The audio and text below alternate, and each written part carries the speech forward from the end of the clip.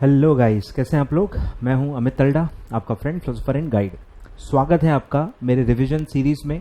ठीक है, corporate and management accounting का रिवीजन सीरीज है। फर्स्ट डे है सर, ठीक है, और 30 डेज तक ये चलेगा। आप मेरे साथ 30 डेज तक पूरा सब्जेक्ट रिवाइज करने वाले हो। ठीक है, अब जो रिवीजन है, ठीक है, मैंने आपको स्केड्यूल टेलीग्राम पे दे दिया है, नोट्स भी आपको टेलीग्राम पे दे दिया है, और इस वीडियो में भी मैं डिस्क्रिप्शन बॉक्स में आपको दे रहा हूं। ठीक है, तो जिनके पास नहीं भी होंगी, डिस्क्रिप्शन बॉक्स से आप डाउनलोड कर लीजिए और फिर आप इसके साथ पढ़ाई कीजिए। ठीक है, अब जैसे आप शेड्यूल देखोगे आपको दिख रहा होगा कि थ्योरी मैं अलग लूंगा और नेक्स्ट डे ही सीधे जो भी उसके प्रैक्टिकल एमसीक्यूज है वो लूंगा। ठीक है, तो आज हम स्टार्ट करने वाले हैं सर रेशियो एनालिसिस से।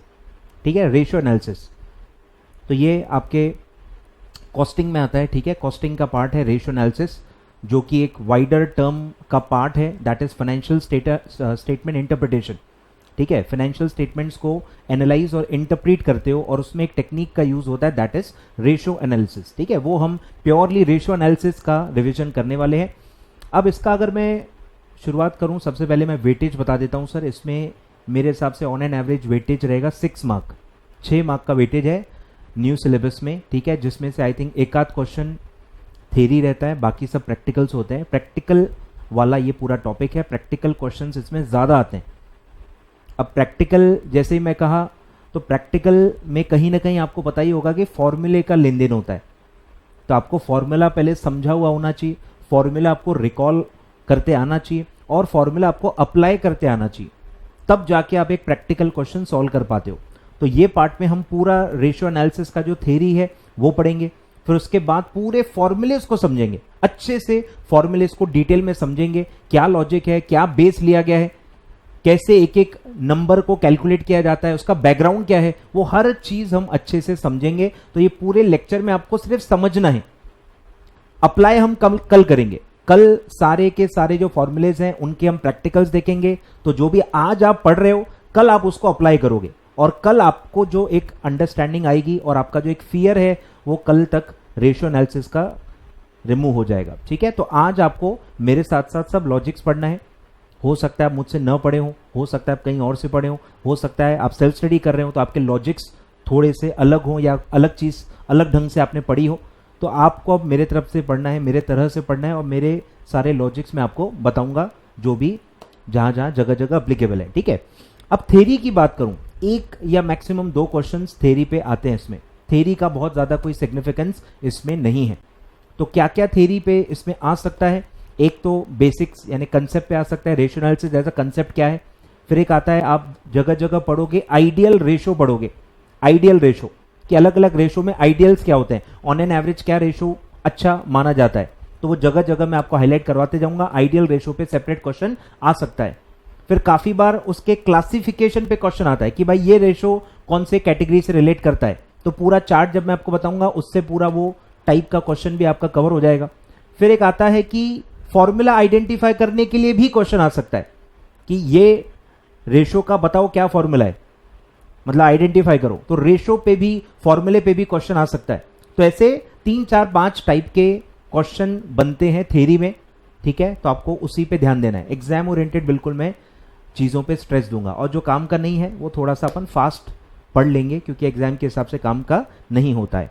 और काफी बेसिक्स मैं आपको बता दूंगा, हर वर्किंग कहां से आती है, पूरा प्रॉफिट लॉस कैसे निकलता है, जगह जगह मैं आपको चीजें बताते जाऊंगा। ठीक है, चलिए स्टार्ट करते हैं। तो पहले तो इंट्रोडक्शन है, मैं आपको पहले ओवरव्यू दे देता हूं। ठीक है, कि रेशो क्या होता है, उसका क्या फायदा है, फिर आपको फटाफट सारी लैंग्वेज, सारे वर्डिंग, सारे पंचवर्ड समझ में आ जाएंगे। ठीक है, तो रेशो जैसे कि मैंने कहा कि ये एक फाइनेंशियल स्टेटमेंट इंटरप्रिटेशन का पार्ट है। इंटरप्रिटेशन एंड एनालिसिस मतलब आपका पीएनएल बैलेंस शीट बन चुका है, अकाउंटिंग साइकिल में भी आप ये पढ़ते हो कि आपका समराइजिंग स्टेज पे पीएनएल बैलेंस शीट बन जाता है, कैश फ्लो स्टेटमेंट बन जाता है। अब इन स्टेटमेंट्स को फिर आप एनालाइज और इंटरप्रेट करते हो ताकि आप यूजर्स को कम्युनिकेट कर पाओ। ठीक है, हम समराइजिंग स्टेज के आगे हैं, मतलब हम अकाउंटिंग के आगे आ गए, हम मैनेजमेंट अकाउंटिंग में आ गए, आए ख्याल में, इसलिए आपके मैनेजमेंट अकाउंटिंग में है। मतलब यहां interpretation and analysis and decision making के लिए वो डेटा को इंटरप्रीट किया जाएगा। मतलब हम अकाउंटिंग कर ही नहीं रहे, अकाउंटिंग ऑलरेडी हो चुकी है, अब हम उसको इंटरप्रीट कर रहे हैं और उसको फिर यूज करेंगे अपने डिसीजन मेकिंग में। ठीक है, ये मैनेजमेंट अकाउंटिंग का पार्ट है। तो इसमें होता क्या है, रेशो एक टेक्निक है जिसमें आप दो अलग अलग अकाउंटिंग के नंबर्स को कंपेयर करते हो और उससे कुछ एक इंटरप्रिटेशन निकालने की कोशिश करते हो। तो रेशो एक तीसरा नंबर है जो दो नंबर्स को कंपेयर करके निकलता है, दो नंबर्स को कंपेयर करके एक तीसरा नंबर निकलता है जिसको आप रेशो कहते हो। अब वो रेशो अपने आप में कुछ भी नहीं है, उसका कोई इंटरप्रिटेशन नहीं है, उसका कोई मतलब आप समझ नहीं पाओगे कि ये क्या है। जैसे मैं आपको कहूं कि प्रॉफिटेबिलिटी आपका है 25%, तो 25% क्या है, अच्छा है बुरा है, उससे आप कुछ आइडिया नहीं लगा पाओगे अनलेस आप उसको कंपेयर करो। जब तक आप अपने आप को अपने आप से पास से कंपेयर नहीं करते, आए ख्याल में, इंट्रा फर्म कंपैरिजन जिसको आप कहते हो, अपने आप को अपने आप से जब पास से कंपेयर करते हो उसको कहते हैं इंट्रा फर्म कंपैरिजन। और अगर आप अपने आप को आपकी फील्ड में जो दूसरे प्लेयर्स हैं उनसे कंपेयर करते हो उसको कहते हैं इंटर फर्म कंपैरिजन। तो रेशोज कंपैरिजन करने के बाद ही इंटरप्रीट किए जा सकते हैं, तभी उसको आप अच्छा बुरा या जो भी एक इंटरप्रिटेशन आप निकालोगे वो आप निकाल सकते हो। तो रेशो अपने आप में मीनिंगलेस है, वो कभी अच्छे बुरे नहीं हो सकते unless you compare it with yourself और द अदर इंडस्ट्री प्लेयर्स। आए ख्याल में? तो बार बार inter firm intra firm comparison आएगा, बरोबर। और ओवर द पीरियड आप अपने आप को ही अगर कंपेयर करो, ओवर द पीरियड अपने आप को ही आप कंपेयर करो, उसी को फिर आप ट्रेंड एनालिसिस कहते हो कि आप ट्रेंड आइडेंटिफाई कर रहे हो कि कोई रेशो कंसिस्टेंटली इंप्रूव हो रहा है या कोई रेशो कंसिस्टेंटली डिक्लाइन हो रहा है। तो इससे आपका परफॉर्मेंस, इससे आपकी प्रॉफिटेबिलिटी, आपका एक जो फाइनेंशियल स्ट्रेंथ है वो पता चलता है। आए ख्याल में? तो रेशो क्यों निकाले जाते हैं? रेशो अलग अलग फीचर्स कैसे हैं, आपकी कंपनी के अलग अलग फीचर्स कैसे हैं, कितने स्ट्रांग हैं, कितने वीक हैं, ये आइडेंटिफाई करने के लिए निकाला जाता है। और इसीलिए हम उसको फंक्शनली क्लासिफाई करते हैं। और अब हम पढ़ेंगे कि क्या क्या टाइप के रेशोज होते हैं, क्योंकि वो टारगेटेड होते हैं, आपके कुछ एक परफॉर्मेंस को इवेल्युएट करने के लिए होते हैं। ठीक है, जैसे कि आपकी प्रॉफिटेबिलिटी है, कोई भी इंसान हो, कोई भी एनालिस्ट हो, कोई भी बिजनेस को अगर वो इवेल्युएट करेगा तो सबसे पहली चीज क्या करेगा, प्रॉफिटेबिलिटी इवेल्युएट करेगा। आपको पता ही है प्रॉफिट सबसे बेसिक मोटिव होता है बिजनेस का, फाइनेंशियल मैनेजमेंट में भी आप यही पढ़ते हो। तो प्रॉफिट पहले इवेल्युएट होता है। तो प्रॉफिट को इवेल्युएट करने के लिए हम कुछ रेशोज पढ़ेंगे, उससे हमको पता चलेगा कि आपका प्रॉफिटेबिलिटी कैसा है, आपके ही फ्यूचर मतलब पास्ट से के कंपैरिजन में कैसा है, और आपके इंडस्ट्री में जो दूसरे प्लेयर हैं उसके कंपैरिजन में कैसा है, मतलब आप कंपैरेटिवली रिलेटिवली कितने अच्छे हो। ठीक है, ये भी हम पढ़ेंगे कि रेशो एक रिलेटिव कंपैरिजन है, एब्सोल्यूट कंपैरिजन नहीं है। कंपैरेटिव फॉर्म में हम देखते हैं कि आप अच्छे हो या बुरे हो। आए ख्याल में? तो प्रॉफिटेबिलिटी जज करेंगे। फिर हम आपका सॉल्वेंसी देखेंगे कि आप अपने लाइबिलिटीज रीपे करने के काबिल हो कि नहीं, कितना स्ट्रेंथ है आपका रीपेमेंट का। तो ऐसे अलग अलग जब एक एक फीचर को आप आइडेंटिफाई करते हो, उसको आप एनालाइज करते हो कि आप कितने स्ट्रांग हो उस डायमेंशन में, तो वही है पूरा सर रेशो एनालिसिस। ठीक है, चलिए सर अब स्टार्ट करते हैं। चलिए थ्योरी में फटाफट बताते जाऊंगा, समझाते जाऊंगा, ठीक है, और हम आगे बढ़ते जाएंगे। ठीक है, चलिए तो रेशो एनालिसिस क्या है sir? Ratio analysis is used to evaluate relationship amongst the financial statement items. ठीक है, दो रेशोस यानी जो दो नंबर्स आपको लेने हैं वो आप कहां से लोगे? वो आपको फाइनेंशियल स्टेटमेंट से ही लेने हैं, यानी पीएनएल बैलेंस शीट से ही आपको लेने हैं। बट उसमें कोई रिलेशनशिप होना चाहिए, मतलब उसमें कुछ लॉजिकल रिलेशनशिप होना चाहिए कि अगर आप उसको डिवाइड करो, मल्टीप्लाई करो या कोई भी अरिथमेटिक ऑपरेशन उस पर करो तो जो तीसरा नंबर निकले उसका कोई लॉजिक होना चाहिए। मतलब दो लॉजिकली कनेक्टेड नंबर्स को ही इसमें लेना चाहिए। ठीक है, जैसे इसमें एग्जांपल भी आएगा कि कमाई को लागत के साथ आप कंपेयर करोगे तो उसका लॉजिक निकलता है कि पर रुपी ऑफ इन्वेस्टमेंट आप कितना कमा रहे हो। अगर आप प्रॉफिट को सेल से कंपेयर कर रहे हो वो भी एक लॉजिकल कंपैरिजन है। पर अगर आप अपने प्रॉफिट को अपने एक्सपेंसेस से डिवाइड मल्टीप्लाई करोगे तो कुछ मतलब नहीं निकलेगा।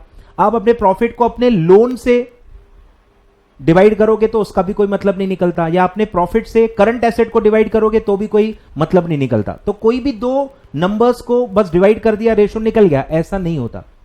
उसमें लॉजिकल रिलेशनशिप होना चाहिए, उसका कुछ मीनिंग निकलना चाहिए, तभी वो रेशो एनालिसिस में आता है। ठीक है, तो हम दो नंबर्स के रिलेशन को इवैल्यूएट कर रहे हैं, और वो दो नंबर्स कहां से आएंगे? फाइनेंशियल स्टेटमेंट आइटम ही होगा, वो इनकम, एक्सपेंस, एसेट, लायबिलिटी इन्हीं में से होगा।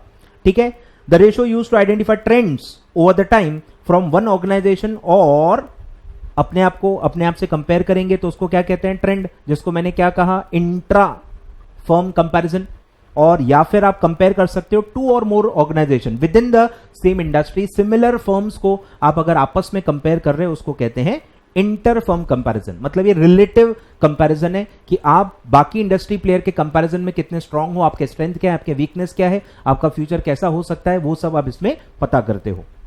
फिर रेशो में देखो 3 फोकस होते हैं, 3 की एस्पेक्ट कि क्या इवेल्युएट करना है, क्या इंटरप्रीट करना है, आप क्या देख रहे हो एक बिजनेस में, आप क्या इवेल्युएट कर रहे हो। तो 3 की फैक्टर्स होते हैं। पहला है लिक्विडिटी, कि शॉर्ट टर्म में आपकी जो लाइबिलिटीज हैं क्या आप वो रीपे कर सकते हो, क्या आपके पास इतने करंट एसेट्स हैं, क्या आपके पास इतनी लिक्विडिटी है, क्या शॉर्ट रन में जो भी एक्सपेंसेस पे करने हैं, जो भी लाइबिलिटीज पे करनी है, क्या वो खुद आप रीपे कर सकते हो। अगर कर सकते हो तो आपकी लिक्विडिटी अच्छी है, और अगर आप नहीं कर सकते तो आपकी लिक्विडिटी खराब है, आप डिफॉल्ट कर सकते हो रीपेमेंट में। ठीक है, तो शॉर्ट रन में अगर आप अपनी रीपेमेंट कैपेसिटी चेक कर रहे हो तो उसको कहते हैं लिक्विडिटी। सेकेंड इज प्रॉफिटेबिलिटी, इसमें तो कोई इंट्रोडक्शन की जरूरत ही नहीं है कि आपका प्रॉफिट कैसा है as compare to sales, as compare to investments, as compare to assets. अलग अलग बेस पे आप प्रॉफिट को इवेल्युएट कर सकते हो और अदर ऑर्गेनाइजेशंस के साथ उसको कंपेयर कर सकते हो। ठीक है, बेसिकली प्रॉफिटेबिलिटी क्या क्या फायदा है कि आप लॉन्ग टर्म तक सर्वाइव कर पाओगे कि नहीं। भले आपकी लिक्विडिटी अच्छी है, भले बाकी सारे रेशो अच्छे हैं, पर जब तक आपकी प्रॉफिटेबिलिटी अच्छी नहीं है आप टिक नहीं पाओगे। अल्टीमेटली आपको प्रॉफिट से ही इवेल्युएट किया जाएगा। बाकी बीमारियां ठीक हो जाती हैं, लिक्विडिटी खराब है आप टेम्पररी सपोर्ट ले सकते हो, बाकी रेशोज खराब है आप टेम्पररी सपोर्ट ले सकते हो, लेकिन प्रॉफिटेबिलिटी में सर कोई कॉम्प्रोमाइज नहीं होता। अगर आपका प्रॉफिट मार्जिन ही अच्छा नहीं है तो आप उस फील्ड में लॉन्ग टर्म में सर्वाइव नहीं कर पाओगे, आप ग्रोथ नहीं कर पाओगे, और वो कंपनी को वीक ही माना जाएगा जिसकी प्रॉफिट मार्जिन अच्छी नहीं है। तो प्रॉफिट बहुत ही इंपॉर्टेंट रेशो होगा। ठीक है, एंड थर्ड इज सॉल्वेंसी, ये लॉन्ग टर्म के लिए होता है कि लॉन्ग टर्म में आपकी रीपेमेंट कैपेसिटी कितनी है, क्या आप अपने टोटल एसेट से आपकी टोटल लाइबिलिटीज रीपे कर सकते हो। कौन सी लाइबिलिटी, आउटसाइड लाइबिलिटी, ओनर का पैसे की बात नहीं हो रही, क्या आपके पास सफिशिएंट एसेट्स हैं कि आप आउटसाइड लाइबिलिटीज को पे कर पाओ। अगर आप पे कर सकते हो तो आप सॉल्वेंट हो, लॉन्ग टर्म सॉल्वेंट हो, नहीं तो आप इंसॉल्वेंट हो। अब इंसॉल्वेंट तो आपने सुना ही होगा, जो इंसान अपने एसेट से अपनी लाइबिलिटी नहीं चुका सकता उसको क्या कहते हैं, इंसॉल्वेंट। ठीक है, वो लॉन्ग टर्म में होता है। तो ऐसे 3 की एस्पेक्ट हैं, क्वेश्चन आ सकता है। ठीक है, 3 की एस्पेक्ट जो फोकस है रेशियो एनालिसिस का वो क्या है, liquidity, profitability and solvency. Ratio analysis important tool for any business organisation, manufacturing हो, सर्विस हो, ट्रेडिंग हो, नॉट फॉर प्रॉफिट हो, अगर कोई भी बिजनेस को आपको इवैल्यूएट करना है तो वो रेशियो एनालिसिस से आप यूज कर सकते हो। फिर है computation of ratio facilitates comparison. ठीक है, जो मैंने ऊपर ही बताया, बेसिकली ये कंपैरिजन के लिए यूज होता है। आप फर्म को इवैल्यूएट कर सकते हो रिलेटिव वे में, एब्सोल्यूट वे में नहीं, रिलेटिव वे में आप एक बिजनेस को इवैल्यूएट कर सकते हो। तो facilitates the comparison of firms which differ in size. ठीक है, जिसका बेस सेम नहीं है तो आप डायरेक्ट एब्सोल्यूट कंपैरिजन नहीं कर सकते। मैं अपने आप को कोई बड़े टीचर से कंपेयर नहीं कर सकता, एक छोटी सी कंपनी अपने आप को रिलायंस से कंपेयर नहीं कर सकती, एक छोटी कंपनी अपने आप को टाटा ग्रुप से कंपेयर नहीं कर सकती। बेस ही अलग है, इन्वेस्टमेंट अलग है, number of years of experience अलग है, तो आप डायरेक्ट कंपैरिजन नहीं कर सकते, but still you can compare through ratios. Ratio से क्या होता है, जो बेस का डिफरेंस है वो पूरा हट जाता है। आप छोटी सी कंपनी का जो प्रॉफिट मार्जिन है वो टाटा ग्रुप के प्रॉफिट मार्जिन से कंपेयर कर सकते हो। आप एक छोटी कंपनी का जो आरओआई है वो आप एक रिलायंस इंडस्ट्री के आरओआई से कंपेयर कर सकते हो। तो जो डिफरेंस होते हैं ना बेस के, वो रेशो नलीफाई कर देता है और आप रिलेटिव कंपैरिजन कर सकते हो। ठीक है, ratio can be used to compare a firm's financial performance यानी कि प्रॉफिटेबिलिटी विथ इंडस्ट्री एवरेज। ठीक है, ये भी एक नजरिया होता है कि आप इंडस्ट्री में कुछ बड़े प्लेयर होते हैं, कुछ छोटे प्लेयर होते हैं, और आपकी क्या पोजीशनिंग है उस पर भी डिपेंड करता है। तो काफी ओवर द पीरियड ये देखा गया है कि भैया एवरेज लो, इंडस्ट्री का एवरेज लो, इंडस्ट्री का एवरेज लो। आप देखो कि इंडस्ट्री के एवरेज से आप नीचे हो या ऊपर हो, इंडस्ट्री के एवरेज से आप अच्छा परफॉर्म कर रहे हो या बुरा परफॉर्म कर रहे हो। तो आप 1 to 1 भी कंपेयर कर सकते हो एक आइडेंटिफाइबल इंडिविजुअल कंपनी से, या आप बेस्ट है इंडस्ट्री के एवरेज से कंपेयर करो। अगर आप मैन्युफैक्चरिंग सेक्टर से हो या टेलीकॉम सेक्टर से हो, बैंकिंग सेक्टर से हो, पावर सेक्टर से हो, कोई भी जो भी इंडस्ट्री से आप बिलोंग करते हो उसका एवरेज भी होता है, और जो भी इंडस्ट्री का रेगुलेटर होता है उनके वेबसाइट्स पे रेशोज अवेलेबल होते हैं। ठीक है, डेटा अवेलेबल होता है, एनालिस्ट भी काफी निकाल के उसको पब्लिश करते हैं। In addition ratios can be used in the form of trend analysis to identify the areas where the performance has improved or deteriorated. ठीक है, आपको स्ट्रेंथ और वीकनेस पता चलेगा कि प्रॉफिट चलो आपका स्टडी है या मार्जिन इंप्रूव होते जा रही है या मार्जिन डेटोरिएट होते जा रही है, तो आपको इससे पता चलेगा कि कहां आप अच्छा परफॉर्म कर रहे हो, कहां आप खराब परफॉर्म कर रहे हो, आपको कहां ध्यान देना है, कहां कौन सी चीजें आपको बरकरार रखनी है। जो आपकी स्ट्रेंथ है, जहां पे आप अच्छा परफॉर्म कर रहे हो, वहां पे आप क्या कोशिश करोगे कि वो परफॉर्मेंस बना रहे। ठीक है, तो इससे आपको सिम्टम्स पता चलेंगे, अच्छी चीज और बुरी चीज। स्वट एनालिसिस जिसको आप कहते हो, स्ट्रेंथ एंड वीकनेसेस आपको इससे पता चलते हैं। अब आते हैं, आगे बढ़ते हैं। अकाउंटिंग रेशो, एक फाइनेंशियल रेशो होता है, एक अकाउंटिंग रेशो होता है। ठीक है, अब अकाउंटिंग रेशो क्या है कि अकाउंट्स के यानी फाइनेंशियल स्टेटमेंट के वही दो कोई भी नंबर आप लेते हो, सिर्फ रेशो कहें तो वो मैथमेटिकल टर्म है, सिर्फ मैं रेशो कहूं तो मैथमेटिक्स है, उसका स्कोप बहुत वाइड है, आप कुछ भी दो नंबर्स को कंपेयर कर सकते हो। लेकिन अगर आप फाइनेंशियल स्टेटमेंट की बात कर रहे हो तो उसको हम कहते हैं अकाउंटिंग रेशो, जिसमें आप अकाउंटिंग यानी फाइनेंशियल स्टेटमेंट के दो नंबर्स उठाते हो। ठीक है, financial ratio accounting ratio almost similar है। तो ये क्या है? It is an absolute figure. अब यही वो बैकग्राउंड दिया गया है कि आप दो कंपनी को डायरेक्टली कंपेयर नहीं कर सकते, क्योंकि उनका इन्वेस्टमेंट अलग है, उनकी सेल अलग है, उनका number of years of background अलग है। तो डायरेक्ट कंपैरिजन काफी बार मीनिंगलेस होता है, मीनिंगलेस है। एक इंसान 100 करोड़ लगा के बैठा है, एक इंसान 10 लाख लगा के बैठा है, आप कैसे उसको डायरेक्टली कंपेयर करोगे? सोच के देखो, मीनिंगलेस है। तो कैसे कंपेयर करें? डायरेक्ट तो कंपेयर नहीं कर सकते, तो इनडायरेक्ट वे में रेशो के थ्रू आप उनको कंपेयर कर सकते हो। ठीक है, तो ये बैकग्राउंड दिया है। An absolute figure often does not convey such meaning. एक एब्सोल्यूट नंबर है, प्रॉफिट है भाई 5 लाख का प्रॉफिट है, 50 लाख का प्रॉफिट है, ये एब्सोल्यूट नंबर्स हैं, इनको आप डायरेक्ट कंपेयर नहीं कर सकते। ठीक है, जब तक अनलेस बेस इक्वल ना हो। सेम इन्वेस्टमेंट वाली कंपनीज हैं तो उनको आप डायरेक्टली कंपेयर कर सकते हो। कंपनी ए है, 100 करोड़ का लागत है, कंपनी बी है, 100 करोड़ की लागत है, या 5 करोड़ इधर उधर, मोर और लेस अगर सिमिलर इन्वेस्टमेंट है तो आप डायरेक्टली उनके नंबर्स को कंपेयर कर सकते हो, उनकी सेल, उनका प्रॉफिट, सब कुछ कंपेयर कर सकते हो, provided the base is same. पर अगर बेस ही अलग है तो फिर आप डायरेक्ट एब्सोल्यूट कंपैरिजन नहीं कर सकते। Generally it is only in the light of other information that significance of figure is realized. A weight 70, is he fat? बरोबर 70 किलो का है, फैट है कि नहीं आपको नहीं पता चलेगा अनलेस आप उसको कंपेयर करो, या अनलेस आपको पता हो कि नॉर्मल एज वाइज या हाइट वाइज कितनी एक नॉर्मल वेट होती है। जब तक आपको कुछ मेजरमेंट या यार्डस्टिक या नॉर्मल एक रेंज न दी जाए, आप उसको अच्छा बुरा कह ही नहीं सकते। ठीक है, one can not answer this question unless he knows age and height. Age और हाइट के हिसाब से आप वेट कम है ज्यादा है वो आप पता कर सकते हो। Similarly companies profitability can not be known unless together with the amount of profit and amount of capital employed. ठीक है, जब तक आपको कैपिटल और सेल्स नहीं पता तब तक आप नहीं बता सकते कि कंपनी की प्रॉफिटेबिलिटी कैसी है। तो प्रॉफिट, सेल्स, इन्वेस्टमेंट, ये 3-4 फिगर्स जब तक आपको नहीं मिलते आप नहीं बता सकते कि यार अच्छा है या प्रॉफिटेबिलिटी बुरा है। ठीक है, relationship between two figures expressed arithmetically is called as ratio. Arithmetic operations आपने पढ़ा होगा, डिवाइड, मल्टीप्लाई, प्लस माइनस। तो जब आप अरिथमेटिक ऑपरेशंस करते हो दो फिगर्स पे तो जो रिजल्टेंट थर्ड फिगर निकलता है उसको आप कहते हो रेशो।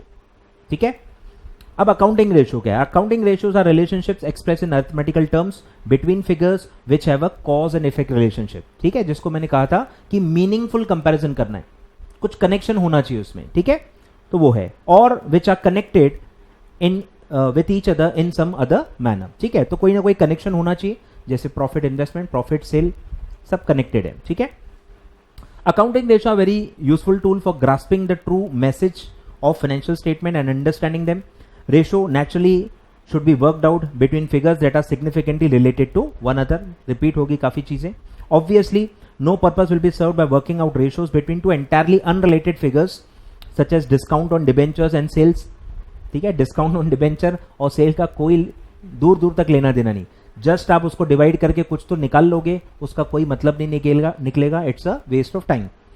रेशियोज में भी worked out on the basis of figures contain the financial statement. ठीक है, वो दो नंबर्स आपको फाइनेंशियल स्टेटमेंट से लेने हैं, तो जो आप रेशियो निकालोगे उसको आप अकाउंटिंग रेशियो कहोगे। अब क्या है रेशियो? बताता क्या है? रेशियो एक इंडिकेटर है, वो सिर्फ इंडिकेट करेगा कि अच्छा है या बुरा है, आगे क्या करना है वो तो आपको डिसाइड करना है। मतलब रेशियो अल्टीमेट सॉल्यूशन नहीं है, ये उसका लिमिटेशन है। लिमिटेशंस भी होते हैं ना, तो इसका ये वन ऑफ द लिमिटेशन है कि रेशियो सिर्फ एक इंडिकेटर है, वो बताएगा अच्छा बुरा, बाकी सॉल्व नहीं करता, वो सॉल्यूशन प्रोवाइडर नहीं है। और क्या अच्छा है क्या बुरा है ये वेरी करता है अक्रॉस इंडस्ट्रीज, कोई आइडियल रेशो नहीं होता, वेरी करता है, ओवर द टाइम भी वेरी करता है, इंडस्ट्री टू इंडस्ट्री भी वो वेरी करेगा। तो ये उसके लिमिटेशंस होते हैं एज अ टूल, ठीक है। दिया है देखो, ratios provides clues and symptoms, clues देगा कि आप सही डायरेक्शन में जा रहे हो कि नहीं, या कुछ आप बीमार हो तो आपको सिम्टम देगा कि ये बीमारी है, आपकी प्रॉफिटेबिलिटी डिक्रीज होते जा रही है, लिक्विडिटी आपकी खराब है, कभी भी आप डिफॉल्ट कर सकते हो, डिफॉल्ट किया तो आपको पता ही है बैंक लोन वाले पहले बैठे एसेट बेच के पैसा रिकवर करने के लिए, ठीक है। तो ये सब आपको क्लूज एंड सिम्टम्स आपको मिलेंगे। They act as a indicator of financial soundness, financially आप कितने साउंड हो, रीपेमेंट कैपेसिटी आपकी कैसी है, strength, position and status of the enterprise, ठीक है। प्रॉफिट के मामले में, लिक्विडिटी के मामले में, सॉल्वेंसी के मामले में, अलग अलग ऐसे दायरे में आप कहां स्टैंड करते हो ये रेशो आपको बताएगा। अब इसको इंटरप्रीट कैसे करना है, ठीक है। Interpretation of ratio forms the core part of ratio analysis, क्योंकि एक ही चीज को अलग अलग वे में इंटरप्रीट किया जा सकता है। इंटरप्रिटेशन क्या है, आर्ट है, अलग अलग इंसान अलग अलग तरीके से एक ही चीज को इंटरप्रीट कर सकता है। The competition of ratio is simply a clerical work, but the interpretation is a test requiring art and skill, ठीक है। कैलकुलेशन तो कंप्यूटर भी निकाल सकता है, कोई क्लर्क भी निकाल सकता है, calculation is not a issue. उसको इंटरप्रीट कैसे करेंगे, कंपेयर कैसे करेंगे, फिर उससे आगे डिसीजन क्या लेंगे, ये सब इंपॉर्टेंट होता है। The usefulness of ratio depend upon the judicious interpretation, ठीक है। जुडिशियस मतलब कि एक रीजनेबल इंटरप्रिटेशन निकालना है, रीजनेबल अजम्पशन लेना है, सेम बेस के कंपनीज को कंपेयर करना है, तो एक लॉजिकल कंपैरिजन जो होता है उसको कहते हैं जुडिशियस इंटरप्रिटेशन, ठीक है। इलॉजिकल इंटरप्रिटेशन निकालोगे, इलॉजिकल अजम्पशन लोगे तो भी रेशो कोई काम का नहीं आएगा। अब देखो कहां कहां काम आएगा। Uses, comparative study of relationship between various items of financial statement express as ratio reveals the profitability, liquidity, solvency as well as overall financial position of the enterprise. सब repeat होगा। Ratio analysis helps to analyze and understand the financial health, ठीक है। Fill in the blank मैं highlight करके देता हूँ। Financial health बताएगा and trend of the business, past performance makes it possible to have forecast about the future state of affairs. जब भी आप forecasting करते हो, budgeting करते हो, तो past से ही आप future predict करते हो। Base लेना होता है ना, base जब भी आप लेते हो तो पास को ही आप बेस लेते हो, पास परफॉर्मेंस से ही फ्यूचर परफॉर्मेंस जज होता है। 10th में आपने कितना स्कोर किया, इसी से आपको 12th में आप कितना लोगे वो जज किया जाएगा। 12th में आपने कितना लिया है, फिर आप सीएस में क्या करोगे उससे जज किया जाएगा। एग्जीक्यूटिव में आप कितना लेते हो उससे ही, प्रोफेशनल में आप क्या करोगे ये जज होता है। हमेशा ऐसा ही होता है, पास से ही फ्यूचर इवेलुएट किया जाता है। Interfirm comparison and इंट्राफर्म comparison becomes easier through the analysis, already मैं बता चुका हूं। Inter-firm and इंट्राफर्म, past performance and future projects could be reviewed through ratio analysis easily, ठीक है। पास्ट और फ्यूचर को आप कनेक्ट कर सकते हो कि कहां आपके स्ट्रेंथ है, जहां ये स्ट्रेंथ लगता है उस टाइप के बिजनेस में, उस टाइप के प्रोजेक्ट्स में आपको जाना चाहिए। जहां देखो लिक्विडिटी अच्छी लगती है, अगर आपकी लिक्विडिटी अच्छी है तो जहां लिक्विडिटी का ज्यादा इंपॉर्टेंस है आप उन बिजनेस में अच्छा परफॉर्म कर पाओगे, ठीक है। इस तरह से रेशियो से भी आप हेल्प ले सकते हो। फिर है management uses ratio analysis in exercising control, ठीक है। कंट्रोल करने के लिए मैनेजमेंट यूज करेगा, क्योंकि रेशो से मैनेजमेंट को पता चलेगा कि वीकनेसेस कहां है, कहां कहां अपना परफॉर्मेंस खराब है, ओवर द इयर्स अपना ही परफॉर्मेंस खराब होते आ रहा है, या इंडस्ट्री या जो मार्केट लीडर्स हैं उनके कंपैरिजन में हम कहां वीक है, प्रॉफिटेबिलिटी में है, लिक्विडिटी में है, या टर्नओवर जो होता है रेशो मतलब जो रोटेशंस होता है, एफिशिएंसी में मतलब आप कहां लैग कर रहे हो, तो वो पता चलता है मैनेजमेंट को, और उससे फिर मैनेजमेंट अपने पॉलिसी बना के चीजों को कंट्रोल कर सकता है। In various areas like budgetary control, inventory control, बराबर। इन्वेंट्री कंट्रोल भी एक एरिया है कि इन्वेंट्री आप ज्यादा तो नहीं रख रहे, इन्वेंट्री को प्रॉपरली रोटेट कर रहे कि नहीं कर रहे, इन्वेंट्री हद से ज्यादा तो नहीं रख रहे, पैसा आपका वेस्ट हो जाएगा।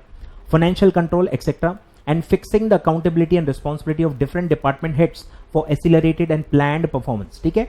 कंट्रोल का मतलब ही आपको पता है, कंट्रोल का मतलब ही क्या है कि आप टारगेट्स दोगे, फिर आप देखोगे कि वो परफॉर्म हो रहे हैं कि नहीं, नहीं हो रहे हैं तो जो जिम्मेदार हैं उनके खिलाफ आप एक्शन लोगे, तभी तो इंप्रूवमेंट आएगा ना।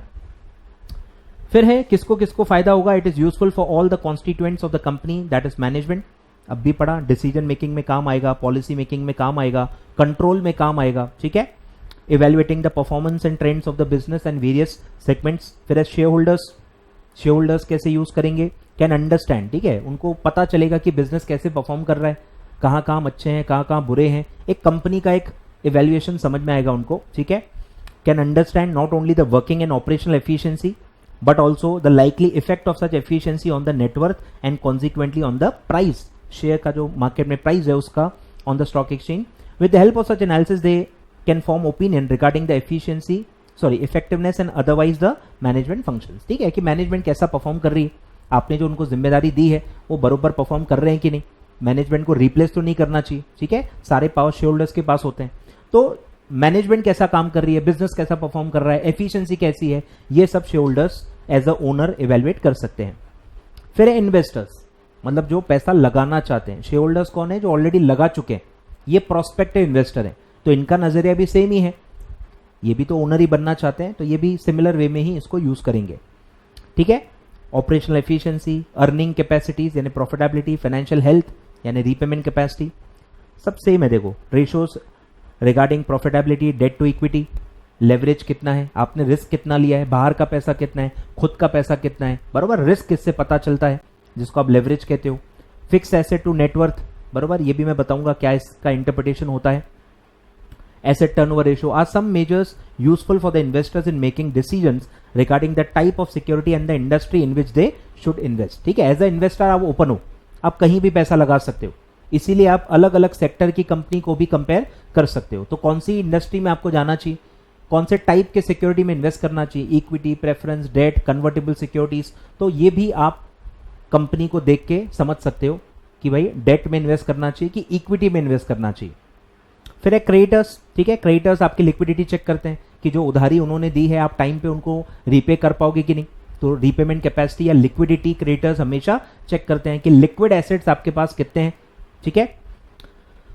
Creditors can reasonably assure themselves about the solvency and liquidity position, ठीक है, ध्यान रखना, पंचवर्ड है, by using the ratio analysis such analysis helps to throw light on the repayment policy and capability of the enterprise, ठीक है, कि जो credit उन्होंने दिया है आप within that period 30 days 60 days जो भी आपको मिला होगा, विद इन दैट पीरियड आप रीपे कर पाओगे कि नहीं, उतने सफिशिएंट लिक्विड एसेट्स आपके पास है कि नहीं, ये वो इवेलुएट करते हैं। फिर है गवर्नमेंट, ठीक है, गवर्नमेंट भी आपका मतलब ध्यान रखती है, रेशो से देखती है आपकी फाइनेंशियल हेल्थ कैसी है, आप लॉन्ग टर्म तक कंटिन्यू करोगे कि नहीं, टैक्सेस भरते रहोगे कि नहीं, वो सब इवेल्युएशन होता है, ठीक है, फाइनेंशियल हेल्थ देखती है और उसके हिसाब से वो इकोनॉमिक पॉलिसीज बनाती है। अगर बिजनेस अच्छा परफॉर्म कर रहे हैं, स्ट्रांग है, तो वो अपने इकोनॉमिक पॉलिसीज उस हिसाब से बनाते हैं, ठीक है, तो वो सब दिया है। फिर देखो कॉस्ट स्ट्रक्चर्स पता चलता है, काफ़ी प्रोडक्ट्स आपको पता होंगे कि गवर्नमेंट के कंट्रोल में आते हैं डायरेक्टली या इनडायरेक्टली, तो उसके लिए भी वो यूज़ होता है, ठीक है। Justify the price controls by the government to save the consumer, electricity हो गया, रेलवे हो गया, ये सब में काफ़ी गवर्नमेंट ध्यान रखती है, ठीक है। और लास्ट है सर एनालिस्ट, इंडिपेंडेंट एनालिस्ट जो इंडिपेंडेंटली रिसर्च करते हैं, रेशोज पब्लिश करते हैं, काफ़ी बार वो अपनी रिसर्च सेल भी करते हैं, ठीक है, तो एनालिस्ट भी रेशो को यूज़ करते हैं। Most important technique available for the to the financial analysis to study the financial statement, to compare the progress and position of various firms with each other, interfirm vis-a-vis the industry, ठीक है, अपने आप को ही अपने आप से compare करो या अपने इंडस्ट्री प्लेयर से आप कंपेयर करो, तो ऑलमोस्ट देखो सिमिलर चीजें हैं। तो ये 6 लोग रेशो को यूज कर सकते हैं, ये 6 लोग रेशो को यूज कर सकते हैं, ठीक है। यहां तक देखो सब थ्योरी था, बोरिंग था। अब हम कंसेप्ट पे आते हैं, ठीक है, अब हम कंसेप्ट पे आते हैं। चीजों को देखो मैं स्किप भी नहीं कर सकता, प्रॉब्लम ये है चीज़ों को मैं स्किप भी नहीं कर सकता, डायरेक्ट मैं फॉर्मूलेज पढ़ूंगा तो आप बोलोगे सर थ्योरी तो आपने कवर ही नहीं की, भले बोरिंग है यार, कवर तो करना पड़ेगा, क्वेश्चंस आते हैं भाई, ठीक है। चलिए स्टार्ट करते हैं। अब है types of ratio, types of ratio, ठीक है। पहला है according to the statement upon which they are based, 2 type के स्टेटमेंट है सर, पीएनएल और बैलेंस शीट, इसलिए 2 टाइप्स होंगे सर, बैलेंस शीट रेशो और प्रॉफिट एंड लॉस रेशो, और एक है दोनों का मिक्स, मतलब एक आइटम इधर का है एक आइटम उधर का है, एक पीएनएल का आइटम है एक बैलेंस शीट का आइटम है, इस टाइप का अगर आप रेशो निकालते हो तो उसको क्या कहेंगे, कंबाइंड रेशो, क्योंकि एक एक आइटम है, ठीक है। तो दोनों एलिमेंट्स, दोनों फाइनेंशियल आइटम्स अगर बैलेंस शीट के हैं तो उसको क्या कहेंगे, बैलेंस शीट रेशो, उसको कहेंगे बैलेंस शीट रेशो, ठीक है। They deal with the relationship between 2 items appearing in the balance sheet. Example दिए देखो, current asset to current liability, यानी कि करंट रेशो, करंट रेशो में दोनों आइटम बैलेंस शीट के हैं तो वो बैलेंस शीट रेशो होगा। This ratio also known as financial position ratio obviously आपको पता ही है, फाइनेंशियल पोजीशन कोई बैलेंस शीट बताती है तो अदर नेम की तरह यूज होता है, ठीक है। तो also known as financial position ratio, they reflects the financial position of the business. फिर दोनों फिगर्स अगर पीएनएल के हैं, जैसे कि जीपी रेशो, एनपी रेशो, ये सब दोनों फिगर्स प्रॉफिट एंड लॉस के हैं, तो वो कौन से कैटेगरी में आएंगे? प्रॉफिट एंड लॉस रेशो, या इसी का दूसरा नाम है operating ratios. These ratios express the relationship between two individual group items or group of items appearing in the income or P&L statement. They reflect the operating conditions of the business. They are also known as operating ratios. For example, GP ratio, COGS to sales ratio, मतलब cost का ratio कितना है, इसी को आप operating ratio कहते हो, ठीक है। ऑपरेटिंग प्रॉफिट रेशो अलग होता है, ऑपरेटिंग रेशो अलग होता है, ठीक है। दोनों पीएनएल के कैटेगरी में ही आता है। अब तीसरा कैटेगरी आता है सर कि एक फिगर पीएनएल का है, एक फिगर बैलेंस शीट का है, जैसे कि आरओआई, रिटर्न ऑन इन्वेस्टमेंट। तो एक है रिटर्न जो कि पीएनएल से पता चलता है, और एक है इन्वेस्टमेंट जो बैलेंस शीट से पता चलता है। फिर है return on equity, return on net worth, return on fixed assets. ऐसे जितने भी रेशोज हैं उसमें एक एलिमेंट पीएनएल का है, एक आइटम सीधे के सीधे आपका बैलेंस शीट का है, तो उसको कहेंगे कंबाइंड रेशो, ठीक है। This ratio express the relationship between to items, ठीक है, each appearing in different statement, अलग अलग स्टेटमेंट में, ठीक है। One in the balance sheet and other in the income statement यानी कि पीएनएल, ठीक है। एग्जाम्पल दिए देखो, आरओआई, एसेट टर्नओवर, एक टर्नओवर है और एक टोटल एसेट्स हैं, तो पीएनएल और बैलेंस शीट के अलग अलग आइटम है।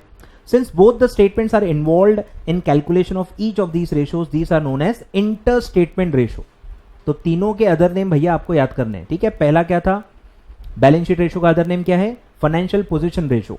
पीएनएल रेशो का अदर नेम क्या है? Operating ratio. और कंबाइंड रेशो का नाम क्या है? Inter statement ratio.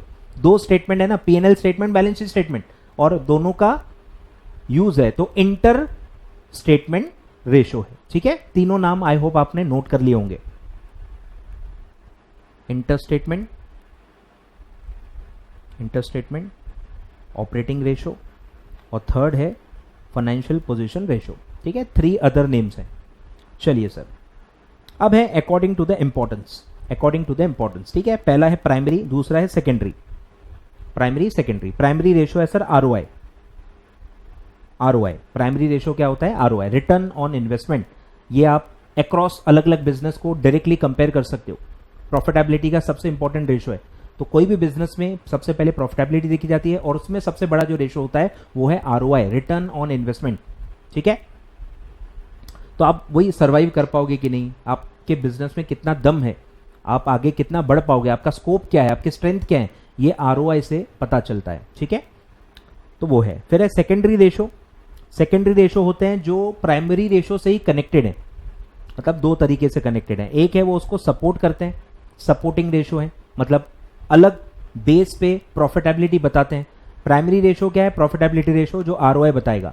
अब प्रॉफिटेबिलिटी के और भी रेशो हैं, जैसे मैंने बताया जीपी रेशो या ऑपरेटिंग प्रॉफिट रेशो, ऐसे ये भी प्रॉफिटेबिलिटी रेशो है। तो ये प्रॉफिटेबिलिटी को ही सपोर्ट कर रहे हैं, प्राइमरी रेशो को ही सपोर्ट कर रहे हैं, तो इसीलिए उसको कहा जाता है सपोर्टिंग रेशो, ठीक है। तो वो है, प्रॉफिट अर्निंग वाले ही हैं, ठीक है। Profit earning capacities of the business and the support the primary ratio. Example दिया है देखो, sales to operating profit ratio, ये भी एक प्रॉफिटेबिलिटी रेशो, तो मेन रेशो तो प्राइमरी रेशो है उसको सपोर्ट करता है। और फिर है एक्सप्लेनेटरी रेशो, जो आपके प्राइमरी रेशो को एक्सप्लेन करता है कि आपकी प्रॉफिटेबिलिटी क्यों अच्छी है। बराबर, आपकी प्रॉफिटेबिलिटी क्यों अच्छी है? क्योंकि आपकी एफिशिएंसी अच्छी है, आप इन्वेंट्री को अच्छे से यूज कर लेते हो, आप फिक्स्ड एसेट्स को अच्छे से यूज कर लेते हो, आपका कलेक्शन कस्टमर से बहुत अच्छा है। तो अगर आप हर एसेट को अच्छे से यूज करोगे, एफिशिएंटली यूज करोगे, तभी तो आपका प्रॉफिट अच्छा होगा ना। तो ये रेशोज हैं जो प्रॉफिट क्यों अच्छा है या क्यों खराब है उसको एक्सप्लेन करते हैं, ठीक है। तो वो है ratios which analyse and explain the factors responsible to the size of the profit, कि प्रॉफिट जो भी आप कमा रहे हो वो क्यों है, अच्छा है, बुरा है, वॉटेवर, तो वो सपोर्ट जो एक्सप्लेन कर पाएंगे उसको, वो रेशोज को कहेंगे एक्सप्लेनेटरी रेशोज, ठीक है। एग्जाम्पल सुन लो, gross profit to sales ratio, ठीक है। फिर है स्टॉक टर्नओवर, ठीक है, उससे एफिशिएंसी पता चलती है कि आप इन्वेंट्री को कितना अच्छे से यूज कर रहे हो। डेटर टर्नओवर, कि आप डेटर्स को कितना अच्छा यूज कर रहे हो। क्रेडिट पॉलिसी आपकी कितनी अच्छी है, अननेसेसरीली बहुत ज्यादा क्रेडिट तो आप नहीं दे रहे हो, ठीक है। ये सब उससे पता चलता है। तो दिया ही एग्जाम्पल, देखो क्रेडिट और कलेक्शन पॉलिसी अगर आपको समझनी है तो आप डेटर टर्नओवर से समझ सकते हो। डेटर टर्नओवर का क्या मतलब है, टर्नओवर और डेटर को आप कंपेयर कर रहे हो, इससे रोटेशन पता चलता है कि आप डेटर्स को कितने बार रोटेट कर रहे हो। डेटा जनरेट हो रहे हैं, फिर आप कलेक्ट कर रहे हो, फिर क्रेडिट सेल से वो जनरेट हो रहे हैं, फिर आप उसको कलेक्ट कर रहे हो, ठीक है। तो साइकिल जितनी ज्यादा बार घूमेगी उतना अच्छा है, उतना आप अच्छे से डेटर को मैनेज कर रहे हो, आपका कलेक्शन पॉलिसी उतना अच्छा है। और अगर नंबर ऑफ ये रोटेशंस कम है एज कंपेयर टू पास्ट और as compare to other players, मतलब आप डेटर्स को अच्छे से मैनेज नहीं कर रहे हो। इससे आपका एफिशिएंसी और इफेक्टिवनेस पता चलता है बिजनेस करने का, ठीक है। अब आते हैं सबसे मेन पार्ट पे, ठीक है। अब आते हैं मेन टॉपिक पे, ठीक है, जो एग्जाम के लिए काम का है। अभी तक जो था कुछ खास काम का नहीं था, फॉर्मेलिटी के लिए पढ़ाना था, पढ़ा दिया। चलिए अब है फंक्शनल क्लासिफिकेशन, यानी एक एक फंक्शन या एक एक जो फीचर होता है, कैरेक्टरिस्टिक होता है बिजनेस का, उसको इवेल्युएट करने के लिए आप अलग से रेशो निकाल रहे हो, ठीक है। The classification of ratios according to the purpose of its computation. Purpose के हिसाब से अगर आप निकाल रहे हो कि आपको क्या जज करना है, प्रॉफिटेबिलिटी जज करनी है तो आप जो रेशो निकालोगे तो मतलब के हिसाब से, पर्पस के हिसाब से अगर आप रेशोस निकालोगे तो उसको कहते हैं फंक्शनल क्लासिफिकेशन, ठीक है। तो according to the purpose is known as functional classification. अब क्या क्या है, पहला है प्रॉफिटेबिलिटी रेशो, जिसमें आपको क्या इवेल्युएट करना है, प्रॉफिटेबिलिटी। अब अलग अलग बेस पे आप निकालोगे, सेल पे कितना है, इन्वेस्टमेंट पे कितना है, इक्विटी पे कितना है, अलग अलग बेस पे आप निकालोगे। फिर आप कंपनी हो तो अर्निंग पर शेयर निकालोगे, फिर आप अर्निंग को ही मार्केट प्राइस से भी कंपेयर कर सकते हो, ठीक है, या डिविडेंड से कंपेयर कर सकते हो। तो ये सब जो है कमाई जहां इन्वॉल्व है वहां पे आपका प्रॉफिटेबिलिटी रेशो आएगा, ठीक है। तो बेसिकली आप क्या पता कर रहे हो, प्रॉफिट इन रिलेटिव टर्म्स आप कंपेयर कर रहे हो, किससे, सेल से या फिर एसेट से या फिर कैपिटल एम्प्लॉयड से, किसी न किसी से आप कंपेयर करोगे और उससे फिर एक नंबर मिलेगा जिससे आपको पता चलेगा कि भाई वो अच्छा है कि बुरा है, ठीक है। फिर है टर्नओवर रेशो और एक्टिविटी रेशो, ठीक है, ये भी अदर नेम्स हैं, काम क्या है मतलब आ सकता है पेपर में। टर्नओवर रेशो और एक्टिविटी रेशो। टर्नओवर रेशो का मतलब है सर कि सेल्स से आप कनेक्ट करते हो, सेल्स से जब भी आप कोई चीज कनेक्ट कर रहे हो मतलब आप एफिशिएंसी देख रहे हो। जैसे अगर मैं फिक्स्ड एसेट को कंपेयर करूं सेल्स से तो मुझे ये पता चलेगा कि मैं फिक्स्ड एसेट को कितना अच्छे से यूज कर रहा हूं, कि फिक्स्ड एसेट से मैं कितने रुपीस की सेल्स जनरेट कर रहा हूं। आपको पता ही होगा फिक्स्ड एसेट यूज करने के लिए होते हैं और वही यूज करके आप सेल जनरेट करते हो। तो टर्नओवर रेशोज में सारे एफिशिएंसी पता चलती है कि आप अलग अलग टाइप के एसेट्स को कितना अच्छा यूज कर रहे हो, फिक्स एसेट को, इन्वेंट्री को, डेटर्स को, सबको कैसे मैनेज कर रहे हो, ये आपको टर्नओवर रेशो बताता है। और टर्नओवर क्योंकि एक्टिविटी बताता है इसीलिए इसका नाम है एक्टिविटी रेशो, ठीक है। तो दिया है देखो effectiveness, these ratio are used to measure the effectiveness of the use of capital or assets in the business. These ratios are usually calculated on the basis of sales या उसके जो variations हैं जैसे कि है COGS and are expressed in integers rather than percentages, ठीक है। ये भी आपको पता होगा कि ऑलमोस्ट मैक्सिमम जो प्रॉफिटेबिलिटी रेशो होते हैं वो नॉर्मली परसेंटेज में होते हैं, इसीलिए आप उसमें into 100 करते हो। कल मैं बताऊंगा ये सारे जो अपन क्वेश्चन देखने वाले हैं, ठीक है। और टर्नओवर रेशोज में वो आता है number of times. Number of times मतलब इंटीजर, यानी कि नंबर्स में वो कैलकुलेट होता है, परसेंटेज में नहीं आता। इनटू 100 यहां पे नहीं होता, ठीक है। तो यहां पे इनटू 100 नहीं करना है। इनटू 100 सिर्फ कहां करते हैं, जहां पे आपको परसेंटेज में निकालना होता है। फिर थर्ड है फाइनेंशियल रेशोज और सॉल्वेंसी रेशो। सॉल्वेंसी में आपको ऑलरेडी बता चुका हूं, शॉर्ट टर्म सॉल्वेंसी भी होती है जिसको आप लिक्विडिटी कहते हो, और लॉन्ग टर्म सॉल्वेंसी होती है, ठीक है। यानी ये रीपेमेंट कैपेसिटी बताती है, फाइनेंशियल आपकी कितनी कैपेबिलिटी है, आप कितने खर्चे भर सकते हो, कितनी लाइबिलिटी रीपे कर सकते हो, ये रेशो ये बताते हैं, ठीक है। तो इसमें डेट का बहुत ज्यादा यूज होता है, कमाई और डेट को कंपेयर किया जाता है। These ratios are calculated to जज the financial position of the organisation from short term as well as long term solvency point of view. It can be subdivided into short term that is liquidity ratios and long term which is called as capital structure ratio, ठीक है। Long term को ही क्या कहते हैं, capital structure ratio. Capital structure में भी क्या आता है, डेट और इक्विटी। डेट मतलब बाहर का लॉन्ग टर्म पैसा, इक्विटी मतलब ओनर का लॉन्ग टर्म पैसा, ठीक है। और फिर फोर्थ कैटेगरी होती है सर मार्केट टेस्ट रेशो, मतलब इसमें अगर आप लिस्टेड एंटिटी हो, ये सिर्फ लिस्टेड कंपनीज के लिए होता है, ठीक है। ये भी क्वेश्चन आ सकता है कि कौन सा कैटेगरी सिर्फ लिस्टेड कंपनीज के लिए होता है, मार्केट टेस्ट रेशो। तो क्योंकि आप लिस्टेड हो, आपका एक मार्केट प्राइस होता है और फिर आप वो प्राइस को या उससे रिलेटेड चीजों को कंपेयर करते हो, ठीक है। फिर डिविडेंड भी इसमें आएगा, डिविडेंड का भी रोल आता है, तो हम सब पढ़ेंगे, ठीक है। मोस्टली लिस्टेड कंपनीज के लिए होता है, ठीक है। These are of course some profitability ratio having a bearing on the market value of the shares, ठीक है। इसमें प्रॉफिट का भी रोल है, पर वो प्रॉफिटेबिलिटी रेशो में नहीं आएगा। यहां हम उनके मार्केट प्राइस पे क्या फर्क पड़ता है, आपको पता ही होगा कि अलग अलग चीजों का मार्केट प्राइस पे फर्क पड़ता है। मेनली प्रॉफिट अच्छा है तो मार्केट प्राइस बढ़ते जाएगी, प्रॉफिटेबिलिटी खराब है, डेटोरिएट होते जा रही है, तो आपकी मार्केट प्राइस पे भी नेगेटिव इंपैक्ट पता चलेगा, ठीक है। तो हम बेसिकली मार्केट प्राइस पे जो जो चीजों का फर्क पड़ता है उनके हिसाब से वो रेशोज हम अलग से पढ़ेंगे। तो 4 कैटेगरी के आपके फंक्शनल क्लासिफिकेशन है, ये है, ठीक है। ये कौन सा क्लासिफिकेशन है, फंक्शनल क्लासिफिकेशन। इतने रेशोज आपको पढ़ने हैं, ध्यान देना, ठीक है। तो पहला क्या था, फाइनेंशियल रेशो और सॉल्वेंसी रेशो, फिर है एक्टिविटी और टर्नओवर रेशोज, फिर है profitability ratios and fourth is market test ratio. इस पे क्वेश्चन आ सकता है, ठीक है। तो ये पूरे रेशोज हैं सर, चलिए स्टार्ट करते हैं, ठीक है। सबसे पहला है लिक्विडिटी, सबसे इंपॉर्टेंट है और इस पे क्वेश्चंस हमेशा आते हैं।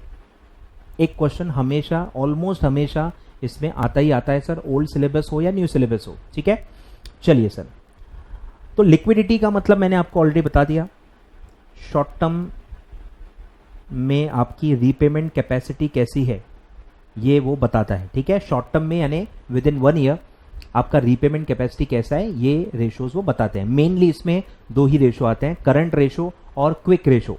करंट रेशो और क्विक रेशो, क्विक रेशो के ही और भी नाम है, लिक्विड रेशो या एसिड टेस्ट रेशो, ठीक है।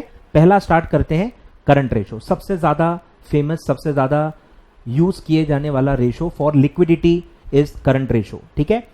तो फॉर्मूला क्या है, तो सबसे पहले मैं आपको बैलेंस शीट का एक वेग फॉर्मेट दे देता हूं ताकि आपको सब चीजें समझ में आए। ये ओल्ड बैलेंस शीट है, ओल्ड फॉर्मेट जो होता है नॉन कॉर्पोरेट एंटिटीज का जो होता है वो, कॉर्पोरेट एंटिटीज का तो अलग ही है, शेड्यूल 3, वो सब हम अलग से पढ़ेंगे, ठीक है। नॉर्मल जो फाइनेंशियल मैनेजमेंट में, फाइनेंशियल एनालिसिस में यूज होता है वो मैं आपको बता रहा हूं, ठीक है। सबसे पहले आता है यहाँ पे फिक्स्ड एसेट्स, ठीक है। अलग से यहाँ पे आप ले सकते हो इन्वेस्टमेंट्स जो आप अदर कंपनी के शेयर्स, डिबेंचर्स, बॉन्ड्स में करते हो, और फिर आता है सर करंट एसेट्स, और यहीं से आप माइनस कर देते हो current liabilities to calculate working capital, ठीक है। तो एसेट साइड इतना ही आता है। तो एसेट साइड का फॉर्मूला क्या है, fixed assets plus working capital, और अगर इन्वेस्टमेंट्स हैं तो इन्वेस्टमेंट्स। इन्वेस्टमेंट्स भी 2 टाइप के होते हैं sir, trade investments, non trade investments. Trade investments मतलब वो आपका बिजनेस है, वो आपकी ऑर्डिनरी एक्टिविटी है, रोज का काम है कि इन्वेस्टमेंट खरीदो, इन्वेस्टमेंट बेचो, वो आपका रेगुलर अर्निंग एक्टिविटी है। और नॉन ट्रेड मतलब कि एक आध बार आप करते हो, पैसा आपके पास एक्स्ट्रा पड़ा है या मार्केट में कोई अपॉर्चुनिटी है तभी आप ट्रेड करते हो इन्वेस्टमेंट में, तो वो होता है नॉन ट्रेड इन्वेस्टमेंट, ठीक है। फिर लाइबिलिटी साइड आता है सर आपका सबसे पहले इक्विटी यानी कैपिटल, इसी को आप क्या कहते हो, कैपिटल। अलग अलग स्ट्रक्चर्स में अलग अलग होता है, कंपनी के लिए कहूं तो इक्विटी प्लस प्रेफरेंस मतलब कैपिटल या नेटवर्थ आप कहते हो। और फिर आता है आउटसाइड लाइबिलिटीज, आउटसाइड लाइबिलिटीज, ठीक है। इसी को डेट भी कहते हैं, डेट इक्विटी। ये डेट है और ये आपका इक्विटी है, 2 ही आइटम होते हैं, डेट और इक्विटी। इक्विटी यानी खुद का पैसा, ओनर्स का पैसा, और अक्यूमुलेटेड प्रॉफिट्स उसमें इंक्लूड हो जाते हैं। और आउटसाइड लाइबिलिटी को आप कहते हो डेट, ठीक है। लॉन्ग टर्म, दोनों लॉन्ग टर्म है, ये भी लॉन्ग टर्म है, ये भी लॉन्ग टर्म है, क्योंकि शॉर्ट टर्म तो आपने यहां पे ले लिया ना, करंट लाइबिलिटी उधर ही भेज दिया, शॉर्ट टर्म आपने वर्किंग कैपिटल के लिए ले लिया। अब करंट एसेट का क्या मतलब है, करंट एसेट का मतलब होता है कि 1 साल के अंदर कौन कौन से एसेट कैश में कन्वर्ट होने वाले, 1 साल के अंदर या एक ऑपरेटिंग साइकिल के अंदर कौन कौन से एसेट्स आपके वापस कैश में कन्वर्ट हो जाएंगे, उसको कहते हैं करंट एसेट्स। मतलब 1 साल के अंदर कहां कहां से कैश आने वाली है, कौन कौन से एसेट कैश में कन्वर्ट होने वाले। सिमिलरली करंट लाइबिलिटी क्या है कि एक साल के अंदर कहां कहां आपको पेमेंट करने, एक साल के अंदर कहां कहां आपको पेमेंट करने। अब एक साल के अंदर आप पे कहां से करोगे, जहां जहां से कैश आएगी। एक तो कैश एंड बैंक बैलेंस आपके पास ऑलरेडी है, और जो दूसरे एसेट्स कैश में कन्वर्ट होने वाले हैं उतना अमाउंट आपके पास अवेलेबल होता है। तो जब हम करंट एसेट को करंट लाइबिलिटी से कंपेयर कर रहे हैं, हम लिक्विडिटी जज कर रहे हैं कि एक साल में आपके पास कितना पैसा आने वाला है और एक साल के अंदर कितना पैसा जाने वाला है। क्या आप करंट एसेट से करंट लाइबिलिटी पे कर लोगे तो आपका लिक्विडिटी अच्छा है, आप डिफॉल्ट नहीं करोगे। पर अगर करंट एसेट कम है और करंट लाइबिलिटी ज्यादा है तो आप हो सकता है डिफॉल्ट करो। ठीक है, तो लिक्विडिटी जज करने का सबसे पहला रेशो क्या है सर, करंट रेशो। ठीक है, फॉर्मूला क्या है, current assets divided by current liability. ठीक है, अब करंट एसेट में क्या क्या आता है, करंट एसेट्स में क्या क्या आता है, पहला है कैश एंड बैंक, लिक्विड है। ठीक है, cash and bank direct asset ही है, कन्वर्ट नहीं होते, वो direct cash and bank monetary में ही है। फिर आता है स्टॉक, एक साल के अंदर आप बेच दोगे, क्रेडिट में बेचोगे या कैश में बेचोगे। ठीक है, और क्रेडिट में बेचा तो डेटर वापस कैश में एक साल में कन्वर्ट हो जाता है, तो स्टॉक भी करंट एसेट में आता है। ठीक है, फिर डेटर्स, बिल रिसीवेबल और प्रीपेड एक्सपेंसेस। ठीक है, ये टिपिकल होते हैं आपके current asset, cash and bank, stock, debtor, bill receivable और प्रीपेड एक्सपेंसेस। ठीक है, ये सारे आपके करंट एसेट्स होते हैं। फिर है करंट लाइबिलिटी, एक साल के अंदर कहां कहां पे करना है, सबसे मेन आता है क्रेडिटर, सन्ड्री क्रेडिटर, फिर आता है बिल्स पेएबल, फिर आता है आउटस्टैंडिंग एक्सपेंसेस, और फिर हो सकता है आ जाए बैंक ओवरड्राफ्ट या कैश क्रेडिट लिमिट। ठीक है, ये 3-4 आइटम आते हैं करंट लाइबिलिटी में। ठीक है, तो ये पूरा आपका होता है करंट रेशो। ठीक है, inventory, debtors, cash and bank balances, loans and advances जो शॉर्ट टर्म है, एक साल के अंदर के जो short term loans and advances आपने दिए हैं वो, या डिस्पोजेबल इन्वेस्टमेंट, इसी को कहते हैं लिक्विड इन्वेस्टमेंट्स, यानी कि शॉर्ट टर्म इन्वेस्टमेंट्स में आपने इन्वेस्ट किया है जो 2-3 महीने के ही हैं, एक साल के अंदर आपको पैसा मिल जाता है। जैसे ट्रेजरी बिल आपने पढ़ा होगा, ट्रेजरी बिल्स इसमें आता है। ऐसे अलग अलग इंस्ट्रूमेंट्स इसमें आते हैं जो एक साल के अंदर आप बेच के पैसा आ जाता है। फिर लाइबिलिटीज में, करंट लाइबिलिटीज में आता है creditors, short term loans, bank overdraft, CC limit, outstanding expenses. अब प्रपोज डिविडेंड आता नहीं है, अकाउंटिंग में आपने पढ़ा होगा। ठीक है, हम कंसोलिडेशन में ही पढ़ेंगे कि अब प्रपोज डिविडेंड की एंट्री पास नहीं होती तो बैलेंस शीट में आपको प्रपोज डिविडेंड नहीं दिखेगा। डिटेल में मैं आपको कंसोलिडेशन में बता दूंगा। ठीक है, तो प्रपोज डिविडेंड अब वर्ड पूरे बैलेंस शीट में आपको नहीं दिखेगा। फिर है प्रोविजन फॉर टैक्सेशन, आपको पता ही है साल के आखिरी में हम प्रोविजन फॉर टैक्सेशन की एंट्री पास करते हैं। और फिर एक आता है अनक्लेम डिविडेंड, ये अभी भी आएगा कि डिविडेंड डिक्लेयर करने के बाद अगर आपने 30 डेज में पे नहीं किया तो जो पे नहीं किया, जिसमें आपने डिफॉल्ट किया है, वो बैलेंस शीट में दिखता है, उसका नाम होता है अनक्लेम डिविडेंड, वो अलग है। ठीक है, तो अनक्लेम डिविडेंड आ सकता है। क्लियर है, तो आपको पता चला करंट एसेट में क्या क्या लेते हैं, करंट लाइबिलिटी में क्या क्या लेते हैं। तो करंट एसेट को अगर मैं करंट लाइबिलिटी से डिवाइड करूं, डिनोमिनेटर क्या है, करंट लाइबिलिटी, अगर ये रेशो 1 आया तो इसका क्या मतलब है कि करंट एसेट और करंट लाइबिलिटी इक्वल है, तो 1 आएगा।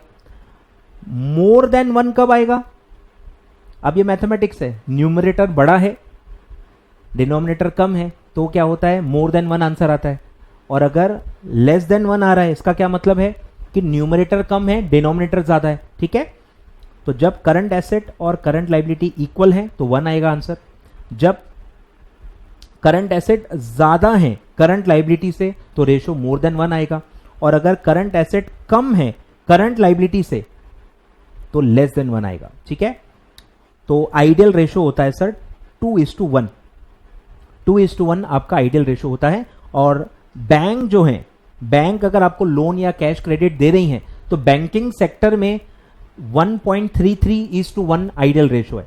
ठीक है, तो अगर आपको क्वेश्चन में पूछा गया है कि बैंक इवेल्युएट कर रही है, बैंक का क्या आइडियल रेशो है, करंट रेशो है फॉर इवेल्युएशन ऑफ बिजनेस, तो वो आएगा 1.33। और सिर्फ प्लेन क्वेश्चन है कि करंट रेशो आइडियल क्या है, तो 2:1 लिखना है। ठीक है, तो जनरल क्वेश्चन आया तो 2:1, बैंक के लिए स्पेसिफिक मेंशन किया हुआ है तो 1.33 आपको आइडियल रेशो लिखना है। ठीक है, तो एक क्वेश्चन रेशो क्या बताता है, does your business have enough current asset, क्या आपके पास उतने करंट एसेट हैं कि उसमें से आप करंट लाइबिलिटी को रीपे कर पाओ। अगर आप नहीं कर पाए तो या तो आपको लोन लेने पड़ेंगे जो बहुत महंगा पड़ेगा, आपको उस पर इंटरेस्ट भरना पड़ेगा, या फिर आपको फिक्स्ड एसेट बेचना पड़ सकता है जिससे बिजनेस पूरा आपका बंद भी हो सकता है। ठीक है, तो क्या आपके पास सफिशिएंट करंट एसेट हैं to meet the payment schedule of its current debt with a margin of safety for possible loss in the current asset.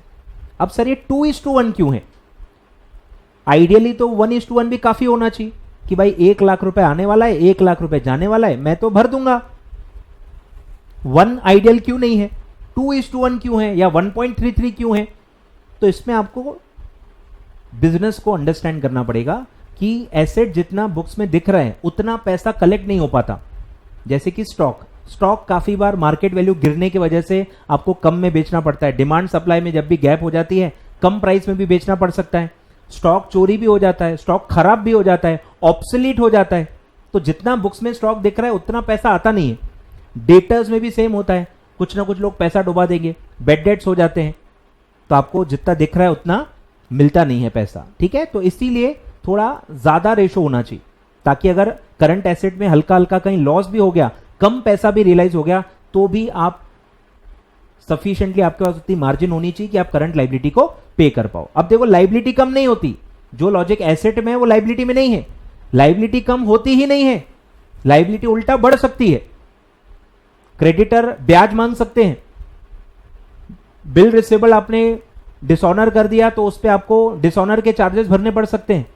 Bill payable भी सेम, अगर आपने डिसऑनर किया, बिल पेबल डिसऑनर किया तो dishonour और noting charges आपको भरने पड़ सकते हैं। बैंक ओवरड्राफ्ट या सीसी लिमिट में आपने डिफॉल्ट किया तो उसमें भी कुछ ना कुछ बैंक आपसे चार्जेस लेगी। तो लाइबिलिटी हमेशा बढ़ती है और करंट एसेट की वैल्यू हमेशा कम रियलाइज होती है। इसी वजह से 1 से ज्यादा रेशो प्रेफरेबल होता है। ठीक है, तो ये है। अब हर बिजनेस का भी करंट रेशो सेम नहीं होता, बिजनेस टू बिजनेस अलग अलग रेशो होता है। और इवन करंट एसेट में कौन सा एसेट है उस पर भी डिपेंड करता है। सपोज आपका अगर करंट एसेट में पूरा पूरा कैश है, कोई बिजनेस है करंट एसेट्स में सिर्फ कैश है, अब कैश में तो लॉस हो ही नहीं सकता, तो आपका वो 1.1 रहा तो भी चल जाएगा, मतलब 1 से हल्का सा भी ज्यादा रहा तो भी चल जाता क्योंकि उसमें लॉस होता ही नहीं है। और अगर सपोज कोई बिजनेस है जिसमें करंट एसेट सिर्फ डेटर है और उस फील्ड में अगर बेड डेट बहुत ज्यादा होते हैं तो हो सकता है 2 टाइम्स भी कम पड़े, 3 टाइम्स आपको रखना पड़े। तो बिजनेस टू बिजनेस डिपेंड करता है। कॉम्पोजिशन क्या है करंट एसेट्स का उस पर भी डिपेंड करता है कि क्या रेशो को मतलब सेफ माना जाए। ठीक है, क्लियर है करंट रेशो। आगे बढ़ते हैं सर। फिर है quick ratio. Current ratio with in 1 year है कि 1 साल में, क्योंकि आपको देखो पैसा अरेंज करने के लिए टाइम मिल जाता है, लोगों से पैसा मांगने में टाइम मिल जाता है। पर अचानक से अगर आपको पूरी लाइबिलिटी चुकाने के लिए कहा जाए, अचानक से with in a short span of time अगर आपको लाइबिलिटीज चुकाने के लिए कहा जाए, तो क्या आप सक्षम हो कि आप पूरे लाइबिलिटीज एक साथ within a short span of time as small as 7 days या 15 डेज आप पे कर पाओ? तो वो क्विक रेशो से पता चलता है कि क्विकली अगर लाइबिलिटी सेटल करने के लिए आपसे कहा जाए तो आप कितने, आपकी कैपेसिटी है, वो क्विक रेशो बताता है। ठीक है, क्विक रेशो को ही लिक्विड रेशो कहते हैं, उसी को एसिड टेस्ट रेशो कहते हैं, अदर नेम आ सकता है। आइडियल रेशो है सर 1:1, क्योंकि इसमें हम क्विक एसेट ही ले रहे हैं। क्विक रेशो का फॉर्मूला क्या है? Quick asset upon quick liability, या इसी का दूसरा रेशो होता है quick asset upon current liability. दोनों चलता है, ठीक है, ये कोई लॉ नहीं है, चलता है, जो भी आप लेना चाहो ले सकते हो। Normally quick asset upon current liability लिया जाता है। फर्क क्या है पढ़ लेंगे। ठीक है, क्विक एसेट्स में क्या आता है? करंट एसेट ही आता है। पूरे करंट एसेट आप ले लो, उसमें से इन्वेंट्री हटा दो, क्योंकि इन्वेंट्री को क्विक एसेट नहीं कह सकते। एकदम से इन्वेंट्री को आप कैश में कन्वर्ट नहीं कर सकते। अगर आपका क्रेडिट बिजनेस है, कैश सेल ज्यादा नहीं है, क्रेडिट सेल ही होता है, तो आप इन्वेंट्री को अचानक से तुरंत कैश में कन्वर्ट नहीं कर सकते, क्योंकि आप पहले क्रेडिट में बेचोगे, वो डेटर में कन्वर्ट होगा, फिर डेटर से आप कैश कलेक्ट करोगे, तो अच्छा खासा टाइम लग जाता है to convert stock into cash. इसलिए उसको इलिक्विड एसेट माना गया, है और करंट एसेट में से माइनस किया गया है। अब इसमें काफी बच्चों को कंफ्यूजन होता है। अब मुझे बताओ, इसके 2 तरीके होते हैं। या तो आप पहले टोटल ले लो करंट एसेट की और फिर अलग से इन्वेंट्री माइनस कर लो, टोटल लो, इन्वेंट्री हटा दो, इन्वेंट्री क्यों हटा रहे? क्योंकि पहले ली है, स्टॉक पहले ऐड किया ना, तो स्टॉक टोटल में से हटा दो। तो डेटा आपको कैसा दिया है उसके हिसाब से होता है। अब कुछ लोग डायरेक्टली एक एक एलिमेंट को ऐड भी कर सकते हैं, जैसे मैं अगर इनको ऐड करूं, cash in bank, debtor, bill receivable, prepaid expenses. अब प्रीपेड एक्सपेंस भी एक्चुअली इसमें नहीं आता, आपके बुक में शायद नहीं दिया होगा, पर यहां से प्रीपेड एक्सपेंसेस भी माइनस होता है। ठीक है, ध्यान दो, दो एसेट्स इलिक्विड माने जाते हैं for the purpose of quick ratio. एक है इन्वेंट्रीज, और अगर प्रीपेड एक्सपेंसेस दिया है तो प्रीपेड एक्सपेंसेस भी लेना है। दिया है तो लेना है, काफी बार दिया ही नहीं रहता, ठीक है, पर दिया है तो लेना है। ठीक है, तो या तो आप ये तीन एलिमेंट्स को ऐड कर दो, ये तीन एलिमेंट्स को ऐड कर दो डायरेक्टली, या तो आप टोटल लो, उसमें से इन्वेंट्री और प्रीपेड एक्सपेंसेस माइनस कर लो, दोनों चलता है। अगर मैं तीनों को ऐड कर रहा हूं तो मैं वहां से इन्वेंट्री माइनस नहीं करूंगा, क्योंकि मैंने ऐड ही नहीं की, मैंने ऐड ही तीन एलिमेंट किए हैं, तो मैं माइनस नहीं करूंगा। काफी बच्चों को एक कंफ्यूजन होता है कि सर कुछ क्वेश्चन में इन्वेंट्री और वो माइनस ही नहीं किया। अरे उन्होंने डायरेक्टली तीन ही एलिमेंट ऐड किए ना, टोटल लिया ही नहीं। टोटल लोगे तो आपको अलग से माइनस करना है, पर आप तीन ही एलिमेंट ऐड कर रहे हो तो माइनस नहीं होता। इतना मैथमेटिक्स पे आपको ध्यान देना है। ठीक है, तो तरीका क्वेश्चन टू क्वेश्चन बदलेगा डिपेंडिंग अपॉन कैसा डेटा आपको दिया है। ठीक है, आइडियल रेशो क्या है? 1:1। ठीक है, आइडियल रेशो हाईलाइट करके लिखो कि क्वेश्चन आ सकता है। तो इसका क्या है? 2:1, 2:1, और बैंक है तो 1.33:1। क्लियर है? और यहां है सर 1:1। ठीक है, 1:1 इज द आइडियल रेशो। अब ये देखो क्या बताता है, क्विक रेशो क्या बताता है, ध्यान दो। Quick ratio is much more एग्जैक्टिंग, accurate है। ठीक है, एक्यूरेट बताता है कि आपकी लिक्विडिटी कितनी अच्छी है, कितनी स्ट्रांग है। Exacting the measure than the current ratio, यानी करंट रेशो से बेटर है, करंट रेशो से एग्जैक्टली अच्छे से लिक्विडिटी बताता है। By excluding inventories it concentrates on the really liquid assets with value that is fairly certain. ठीक है, अब देखो इन्वेंट्री का तो मैंने लॉजिक बता दिया कि क्यों हटाते हैं। प्रीपेड एक्सपेंसेस क्यों हटाते हैं? अब मुझे बताओ प्रीपेड एक्सपेंसेस होते क्या है? कि कुछ खर्चों का एडवांस पेमेंट किया है। अब आपने कभी देखा है कि प्रीपेड एक्सपेंस वापस कैश में मिल जाए? ऑर्डिनरी कोर्स में, नॉर्मल कोर्स में प्रीपेड एक्सपेंस वापस मिलते ही नहीं है, उसके अगेंस्ट आपको गुड्स या सर्विसेज ही मिलती हैं। Normally ordinary course of business में अगर मैंने एडवांस रेंट भरा है तो मुझे बिल्डिंग यूज करने के लिए मिलती है।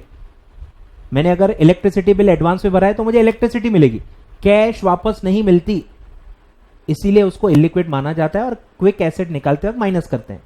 अब आते हैं डिनोमिनेटर पे कि क्विक लाइबिलिटीज में क्या आएगा। इसमें भी देखो दोनों फॉर्मूले हैं, डेटा कैसा दिया है उस पर डिपेंड करता है। प्रीपेड एक्सपेंस दिया है तो प्रीपेड एक्सपेंस क्विक एसेट निकालते वक्त माइनस करना है। सिमिलरली क्विक लाइबिलिटी में जो ये माइनस करते हैं, पहला है बैंक ओवरड्राफ्ट और सीसी। आपको पता होगा बैंक ओवरड्राफ्ट और सीसी ये जो लिमिट्स है ये 1 साल की नॉर्मली लिमिट होती है, पर ये आप रिन्यू कर सकते हो, एक्सटेंड कर सकते हो, बार बार वो रिन्यू हो जाती है और इन इफेक्ट वो एक लॉन्ग टर्म फैसिलिटी हो जाती है, तो वो यहां से माइनस की है। और जब आप एक लिमिट लेते हो, बैंक अचानक से आके पैसे नहीं ले सकता क्योंकि एग्रीमेंट होता है, अचानक से बैंक आके पैसे नहीं ले सकता। ठीक है, इसलिए उसको लिक्विड या क्विक लाइबिलिटी नहीं मानते, अचानक से आके बैंक मांगने नहीं आ जाएगी। ठीक है, तो आप हटा दो। अब देखो इसमें भी क्विक लाइबिलिटी लेना है कि नहीं आपको क्वेश्चन से समझना पड़ेगा। क्वेश्चन में अगर बैंक ओवरड्राफ्ट या सीसी दिया है तो आपको क्विक लाइबिलिटी लेना है, और अगर बैंक ओवरड्राफ्ट और ये दिया ही नहीं है तो आप क्विक लाइबिलिटी लो या करंट लाइबिलिटी, तो एक ही बात है। तो all depends on the data given in the question. ठीक है, तो ये है। तो करंट एसेट को क्विक एसेट आप ऐसे माइनस करके कन्वर्ट करोगे। सिमिलरली करंट लाइबिलिटी में से अगर मैं सीसी या ओडी माइनस करूं तो वो क्विक लाइबिलिटी में कन्वर्ट हो जाएगी। ठीक है, तो ये पूरा क्विक रेशो है। अब ये क्या सवाल का जवाब देता है, ध्यान दो। If all the sales revenue should disappear, अगर आपकी कमाई बंद हो गई, जो आज की डेट में चल ही रहा है, कोविड में सबकी कमाई बंद हो गई है, could my business meet its current obligations with readily convertible quick funds? बराबर, क्या मेरे पास इतने क्विक एसेट्स हैं जो एकदम से कैश में कन्वर्ट कर दूं मैं और अपने ऑब्लिगेशंस को चुका दूं? क्योंकि मेरी कमाई बंद है, कमाई से तो मैं भर ही नहीं सकता, तो मुझे करंट एसेट्स या जो क्विक एसेट्स है उन्हीं में से करना पड़ेगा। तो ये बताएगा कि आप ऐसा कर सकते हो कि नहीं। ठीक है, तो 1:1 आपका आइडियल रेशो है। 1 से कम है मतलब आपको प्रॉब्लम होगी, आप पूरा जो क्विक लाइबिलिटी है वो आप पे नहीं कर पाओगे। 1 से ज्यादा है मतलब आप सेफ हो, 1:1 से ज्यादा है तो आप सेफ हो। तो ये था आपका, टिक मारते जाता हूं सर मैं, ठीक है, करंट रेशो, क्विक रेशो, 2 हो गए। चलिए आगे बढ़ते हैं। अब है long term solvency, solvency ratio, ठीक है, सॉल्वेंसी रेशो पढ़ रहे हैं। एक हमने पढ़ लिया लिक्विडिटी जिसमें 2 ही आते हैं, करंट रेशो और क्विक रेशो, ठीक है। चलिए sir, solvency, long term solvency से स्टार्ट करते हैं। पहला है डेट इक्विटी रेशो, ठीक है, इसी को कैपिटल स्ट्रक्चर रेशो भी कहते हैं। लॉन्ग टर्म सॉल्वेंसी को ही क्या कहते हैं, capital structure ratios, capital structure ratios. और कैपिटल स्ट्रक्चर में 2 ही एलिमेंट आते हैं, डेट और इक्विटी, डेट और इक्विटी, ठीक है। तो रेशो क्या है, long term debt divided by equity, कि डेट के मुकाबले आपका खुद का पैसा कितना है, डेट के मुकाबले आपका खुद का पैसा कितना है, ठीक है। बेस क्या है, इक्विटी, यानी इक्विटी के मुकाबले कितने नंबर ऑफ टाइम्स आपकी डेट ज्यादा है। तो इसमें भी सेम, 1 कब आएगा, जब आपका डेट और इक्विटी इक्वल है, एग्जैक्टली इक्विटी और डेट इक्वल है। 50% पैसा आपने डेट से लाया है, 50% पैसा आपने इक्विटी से लाया है, 50-50 आपका कैपिटल स्ट्रक्चर है, तो आपका डेट इक्विटी रेशो 1 आएगा। फिर ये मोर देन 1 कब आएगा, जब आपका डेट ज्यादा है इक्विटी से, डेट ज्यादा है। और लेस देन 1 कब आएगा, जब आपका डेट कम है इक्विटी से, ठीक है। तो ये आपको पता होना चाहिए। अब इसका आइडियल रेशो है 2:1, कि डेट जो है वो इक्विटी से डबल तक हो सकती है, चलता है। डेट इक्विटी रेशो 2:1 चलता है, कि 1 रुपया आपका लगा हुआ है तो 1 रुपए पे 2 रुपए आप डेट ले सकते हो, ये नॉर्मल है और सेफ माना जाता है। 2 से ज्यादा अगर आपने लिया है, 2:1 से आपका डेट इक्विटी रेशो ज्यादा है, तो आप बहुत रिस्की कंपनी हो, बहुत ज्यादा लेवरेज आपने ले रखा है, ऐसा माना जाता है, ठीक है।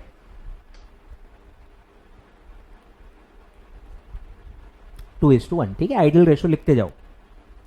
तो date upon equity.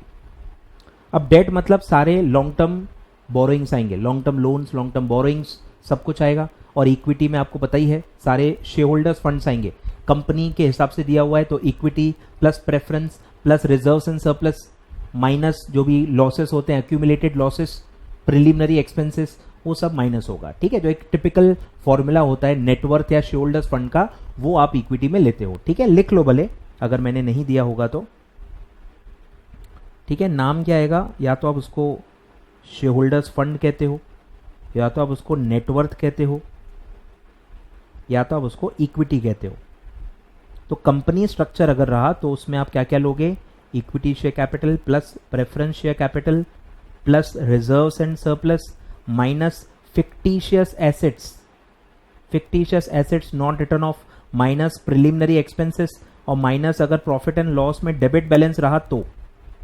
Profit and loss में डेबिट तो आजकल नेगेटिव साइन में आप लाइबिलिटी साइड दिखा सकते हो, शेड्यूल 3 अगर आपने पढ़ा होगा तो, ठीक है। तो अलग से नहीं लेना पड़ता, बट ठीक है, कंपनी के ही क्वेश्चंस आएंगे, आपको जरूरी नहीं है, नॉन कंपनी के भी आ सकते हैं। प्रॉफिट लॉस अलग से भी मतलब डेबिट बैलेंस करके अलग से दिया रह सकता है, तो आपको माइनस करना है, ठीक है। ये टिपिकल फॉर्मूला है, जहां पे भी ये वर्ड्स आएंगे आपको ये फॉर्मूला याद आना चाहिए, जहां पे भी ये वर्ड्स आएंगे आपको ये फॉर्मूला याद आना चाहिए, ठीक है। Equity share capital plus preference share capital plus reserves and surplus minus fictitious assets जिनकी कोई वैल्यू नहीं है, example discount on issue of debentures fictitious asset है, ठीक है, या प्रिलिमिनरी एक्सपेंसेस, या फिर पीएनएल का डेबिट बैलेंस, ठीक है। ये होता है शेयर होल्डर्स फंड। तो ये सब दिया है कि डेट इक्विटी रेशो ज्यादा रहे मतलब आप एक रिस्की कंपनी हो सकता है आप लॉन्ग टर्म में डिफॉल्ट कर पाओ क्योंकि ओनर का पैसा ज्यादा नहीं है, ठीक है। तो इससे लेवरेज पता चलता है, ठीक है।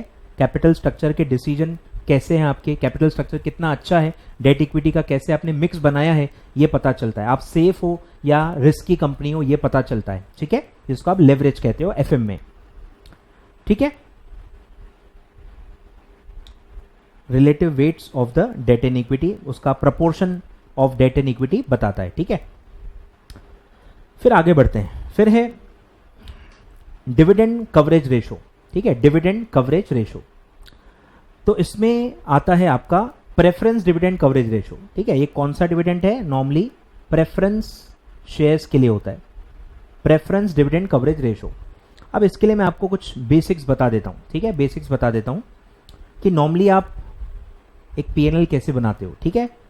वो स्टार्ट होता है सर EBIT से, earning before interest and tax, ठीक है। EBIT पहले आता है, फिर उसमें से आप माइनस करते हो सर इंटरेस्ट जो आप डेट पे निकालते हो, बोरिंग्स पे, लोन्स पे। फिर आपका आता है अर्निंग बिफोर टैक्स, फिर आप माइनस करते हो टैक्स, इनकम टैक्स। फिर आता है earning after tax, earning after tax, ठीक है। अब ये जो अर्निंग आफ्टर टैक्स है ये सारे ओनर्स के लिए बचता है, ये सारे ओनर्स के लिए बचता है, ठीक है। अब ओनर्स में अगर प्रेफरेंस शेयर्स भी हैं तो उसमें से आप पहले क्या करते हो, प्रेफरेंस डिविडेंड पे करते हो, और फिर प्रेफरेंस डिविडेंड पे करने के बाद जो बचता है उसको आप कहते हो earnings available for equity shareholders, ठीक है। Earning available for equity share holder. तो अगर आपको कमाई देखनी है, शेयर होल्डर्स के लिए कमाई देखनी है, इक्विटी यानी पूरा जो नेटवर्थ है उस पे अगर आपको कमाई देखनी है तो अर्निंग आफ्टर टैक्स लेना होता है। अगर आपको इक्विटी शेयर होल्डर्स के लिए कुछ देखना है तो वो आता है अर्निंग अवेलेबल फॉर इक्विटी। और अगर आपको पूरे बिजनेस के लिए, पूरे कैपिटल एम्प्लॉयड के लिए देखना है तो वो होता है EBIT। तो कौन सी कमाई किसके लिए यूज होती है ये आपको ध्यान होना चाहिए। पूरे चैप्टर में यही ध्यान देना है कि जहां भी मैं पूरा इन्वेस्टमेंट ले रहा हूं, जहां भी मैं पूरा कैपिटल एम्प्लॉयड ले रहा हूं, उस पे कौन सी कमाई बचती है, EBIT। पूरी लागत पे जो कमाई बचती है दैट इज EBIT। सिर्फ ओनर्स के लिए क्या बचता है, अर्निंग आफ्टर टैक्स। सिर्फ इक्विटी शेयर होल्डर्स के लिए क्या बचता है, अर्निंग अवेलेबल फॉर इक्विटी। ये आपको पता होना चाहिए, ठीक है। बनाते जाना, ठीक है। तो ध्यान देना है। अब मुझे क्या निकालना है sir, preference dividend coverage ratio, कि प्रेफरेंस डिविडेंड जो हमको पे करना है उसके लिए हमारे पास कितना प्रॉफिट का कवर है, उसके लिए हमारे पास कौन सा प्रॉफिट का कवर है। अब मैं डिविडेंड ये कहां से पे कर रहा हूं, प्रेफरेंस डिविडेंड कहां से पे हो रहा है, वो अर्निंग आफ्टर टैक्स से हो रहा है। जहां से आप वो माइनस करते हो ना, उसके पहले जो प्रॉफिट बचता है आप वहां से पे कर रहे हो। इसीलिए यहां पे न्यूमरेटर क्या लेते हैं, अर्निंग आफ्टर टैक्स, कि प्रेफरेंस डिविडेंड देने के लिए मेरे पास प्रॉफिट आफ्टर टैक्स बचता है, अर्निंग आफ्टर टैक्स, फिर उसमें से मैं प्रेफरेंस डिविडेंड देता हूं, ठीक है।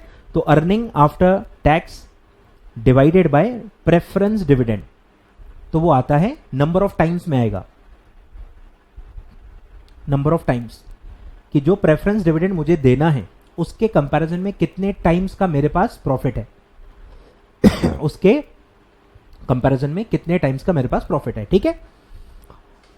फिर आता है इंटरेस्ट कवरेज रेशो या डेट सर्विस रेशो। दोनों एक ही है, मतलब आपके मॉड्यूल में दोनों को एक ही नाम दिया गया है, ठीक है, कि इंटरेस्ट के लिए कितना कवर है, या डेट का जो सर्विस होता है, जो आप ब्याज भरते हो, उसके लिए आपके पास कितनी कमाई है। अब सेम देखो, सेम लॉजिक, इंटरेस्ट में कहां से भर रहा हूं, इंटरेस्ट माइनस करने के पहले कौन सा प्रॉफिट बचता है, EBIT। EBIT वो कवर है इंटरेस्ट के लिए, EBIT वो कवर है इंटरेस्ट के लिए। तो इसलिए फॉर्मूला क्या है, EBIT अपॉन इंटरेस्ट। तो इससे भी नंबर ऑफ टाइम्स पता चलेगा, नंबर ऑफ टाइम्स मेरे पास कितना प्रॉफिट है, और इसका आइडियल रेशो है दैट इज 7:1। नॉर्मली बैंक 7:1 को सेफ मानती है, मतलब जितना ब्याज आपको भरना है बैंक में उससे कम से कम 7 टाइम्स ज्यादा आपका प्रॉफिट होना चाहिए, उससे कम से कम 7 टाइम्स ज्यादा आपका EBIT होना चाहिए। तो आपका बिजनेस सेफ है, आप आराम से इंटरेस्ट भर लोगे, बैंक ऐसा मानेगी। लेकिन अगर 7:1 से कम है तो आपका बिजनेस रिस्की है, हो सकता है आप ब्याज में डिफॉल्ट कर लो, ऐसा बैंक मानेगी, या आपको थोड़ा लोन कम देगी, इंटरेस्ट का बर्डन कम करेगी, ठीक है। तो इंटरेस्ट कवर 7:1 रीजनेबल माना जाता है by bank and financial institution, ठीक है। आगे बढ़ते हैं।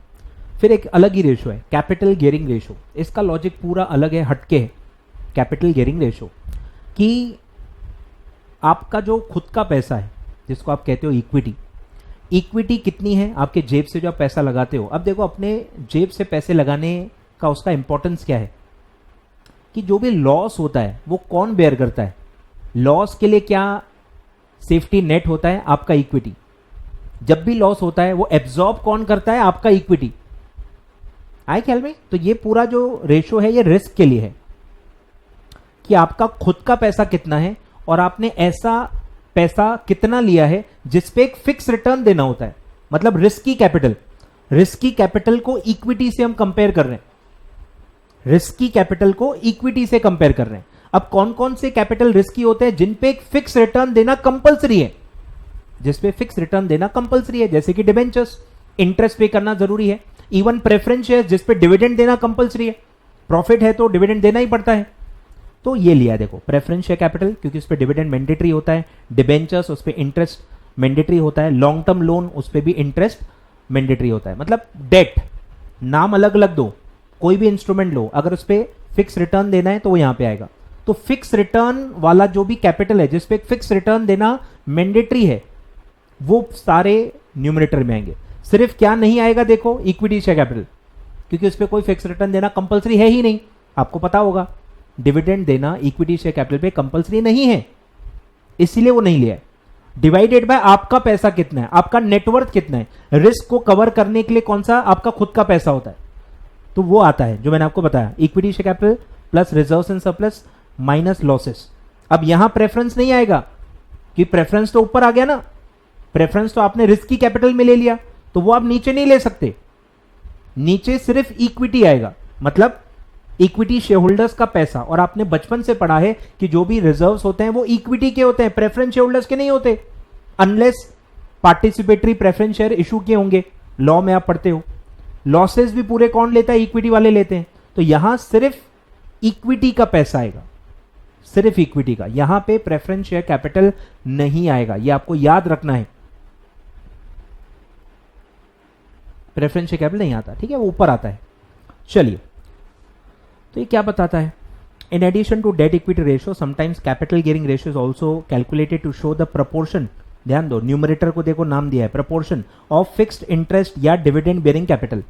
मतलब ऐसा कैपिटल, ऐसा पैसा जिसपे एक फिक्स रिटर्न देना होता है, या तो आप उसको इंटरेस्ट बुलाते हो या तो आप डिविडेंड बुलाते हो, प्रेफरेंस शेयर्स के केस में, जो कि फिक्स रेट पे देना होता है, ठीक है। To the funds belonging to equity shareholder लिखा हुआ है, पूरा इक्विटी नहीं, पूरा शेयर होल्डर्स फंड नहीं, सिर्फ शेयर होल्डर्स का, इक्विटी शेयर होल्डर्स का पैसा, सिर्फ इक्विटी शेयर होल्डर्स का पैसा, जिसमें क्या आता है? Equity share capital, reserves and surplus और लॉसेस, ठीक है।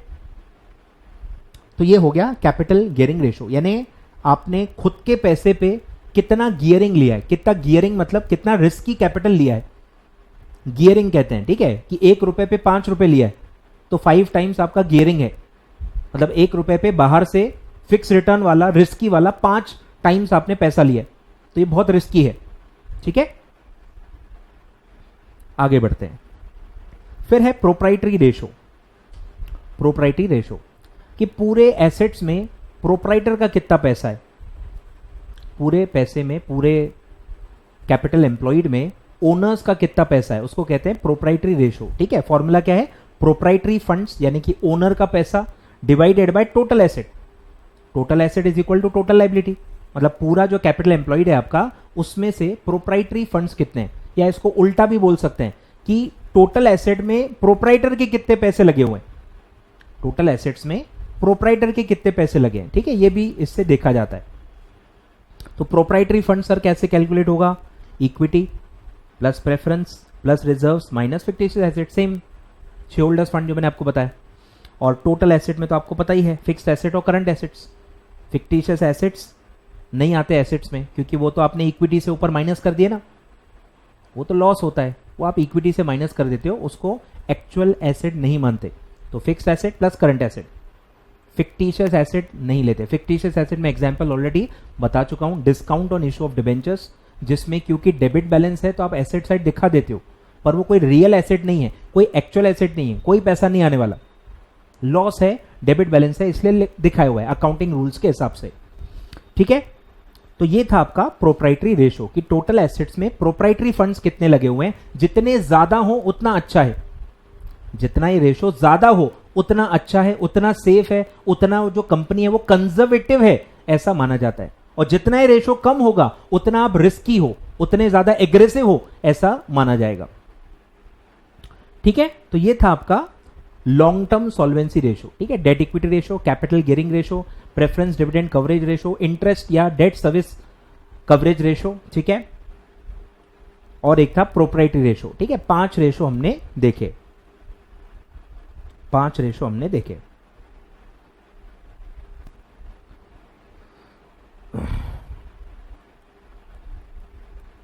ठीक है, आगे बढ़ते हैं। अब है टर्नओवर रेशो। ध्यान दो, टर्नओवर रेशो मतलब आप एफिशिएंसी जज कर रहे हो, ठीक है, कितने एफिशिएंट हो, सेल जनरेट करने में एसेट्स को कितने अच्छे से यूज कर रहे हो, ठीक है। तो इसमें एक एलिमेंट नॉर्मली सेल्स होता है या सेल्स का ही वेरिएंट होता है। तो आपको फॉर्मूला याद रखना बहुत आसान है। टर्नओवर रेशो है मतलब एक एलिमेंट टर्नओवर है और नॉर्मली वो न्यूमरेटर ही होता है। नॉर्मली टर्नओवर न्यूमरेटर ही इसमें लेते हैं और जो नाम है उसका वो अदर एलिमेंट होता है, ठीक है। स्टार्ट करते हैं। पहला है इन्वेंट्री टर्नओवर रेशो, ठीक है, इन्वेंट्री टर्नओवर रेशो। तो एक एलिमेंट होगा टर्नओवर, एक एलिमेंट होगा इन्वेंट्री। बस आपको ये याद रखना है कौन सा न्यूमरेटर है कौन सा डिनोमिनेटर है। तो मैंने आपको पैटर्न बता दिया, सारे टर्नओवर रेशोज में न्यूमरेटर में टर्नओवर ही है सेल्स, और जो नाम है इन्वेंट्री वो आएगा उसका डिनोमिनेटर। और ध्यान देना सारे टर्नओवर रेशोज में जो भी ये सेकेंड एलिमेंट है, जो भी बैलेंस शीट के आइटम्स हैं वो एवरेज लेने। ये पूरे चैप्टर के लिए कॉमन पॉइंट है कि जहां भी आप बैलेंस शीट के आइटम्स लेते हो वो हमेशा आपको एवरेज लेने चाहिए। कैपिटल एम्प्लॉयड भी है तो एवरेज लो, डेटर्स हैं एवरेज लो, क्रेडिटर्स हैं एवरेज लो, सब कुछ नॉर्मली एवरेज लेते हैं। अगर एक एलिमेंट पीएनएल का है एक एलिमेंट बैलेंस शीट का है तो कंबाइंड रेशो जो हमने पढ़े, कंबाइंड रेशो में नॉर्मली बैलेंस शीट का जो एलिमेंट होता है वो एवरेज लिया जाता है, क्योंकि एक फॉर द ईयर है और एक आप सीधे ईयर एंड का लोगे तो गलत है, क्योंकि साल भर वो फिगर फ्लक्चुएट होता है। डेटर साल भर सेम नहीं होता, कैपिटल साल भर सेम नहीं होता, इन्वेंट्री साल भर सेम नहीं होता, वो बदलता रहता है। तो आपको एवरेज लेना चाहिए, ठीक है। तो inventory turnover ratio, inventory turnover ratio, ठीक है। अब मुझे बताओ इन्वेंट्री का वैल्यूएशन आपने पढ़ा है, इन्वेंट्री कॉस्ट पे वैल्यू होती है, लेकिन सेल में तो सर प्रॉफिट भी होता है, तो बेस ही मैच नहीं हो रहा। जब आप इन्वेंट्री वैल्यू करते हो आप प्रॉफिट लेते ही नहीं हो, लेकिन सेल में तो आपका प्रॉफिट भी आ जाता है ना। तो आप सेल में से प्रॉफिट हटा दो, उसको कहते हैं कॉस्ट ऑफ गुड सोल्ड। तो कॉस्ट ऑफ गुड सोल्ड को इन्वेंट्री से कंपेयर करो, देखो आप इन्वेंट्री में इन्वेंट्री साल भर में कितना रोटेट करते हो। इससे आपका इन्वेंट्री मैनेजमेंट, आपकी एफिशिएंसी पता चलती है।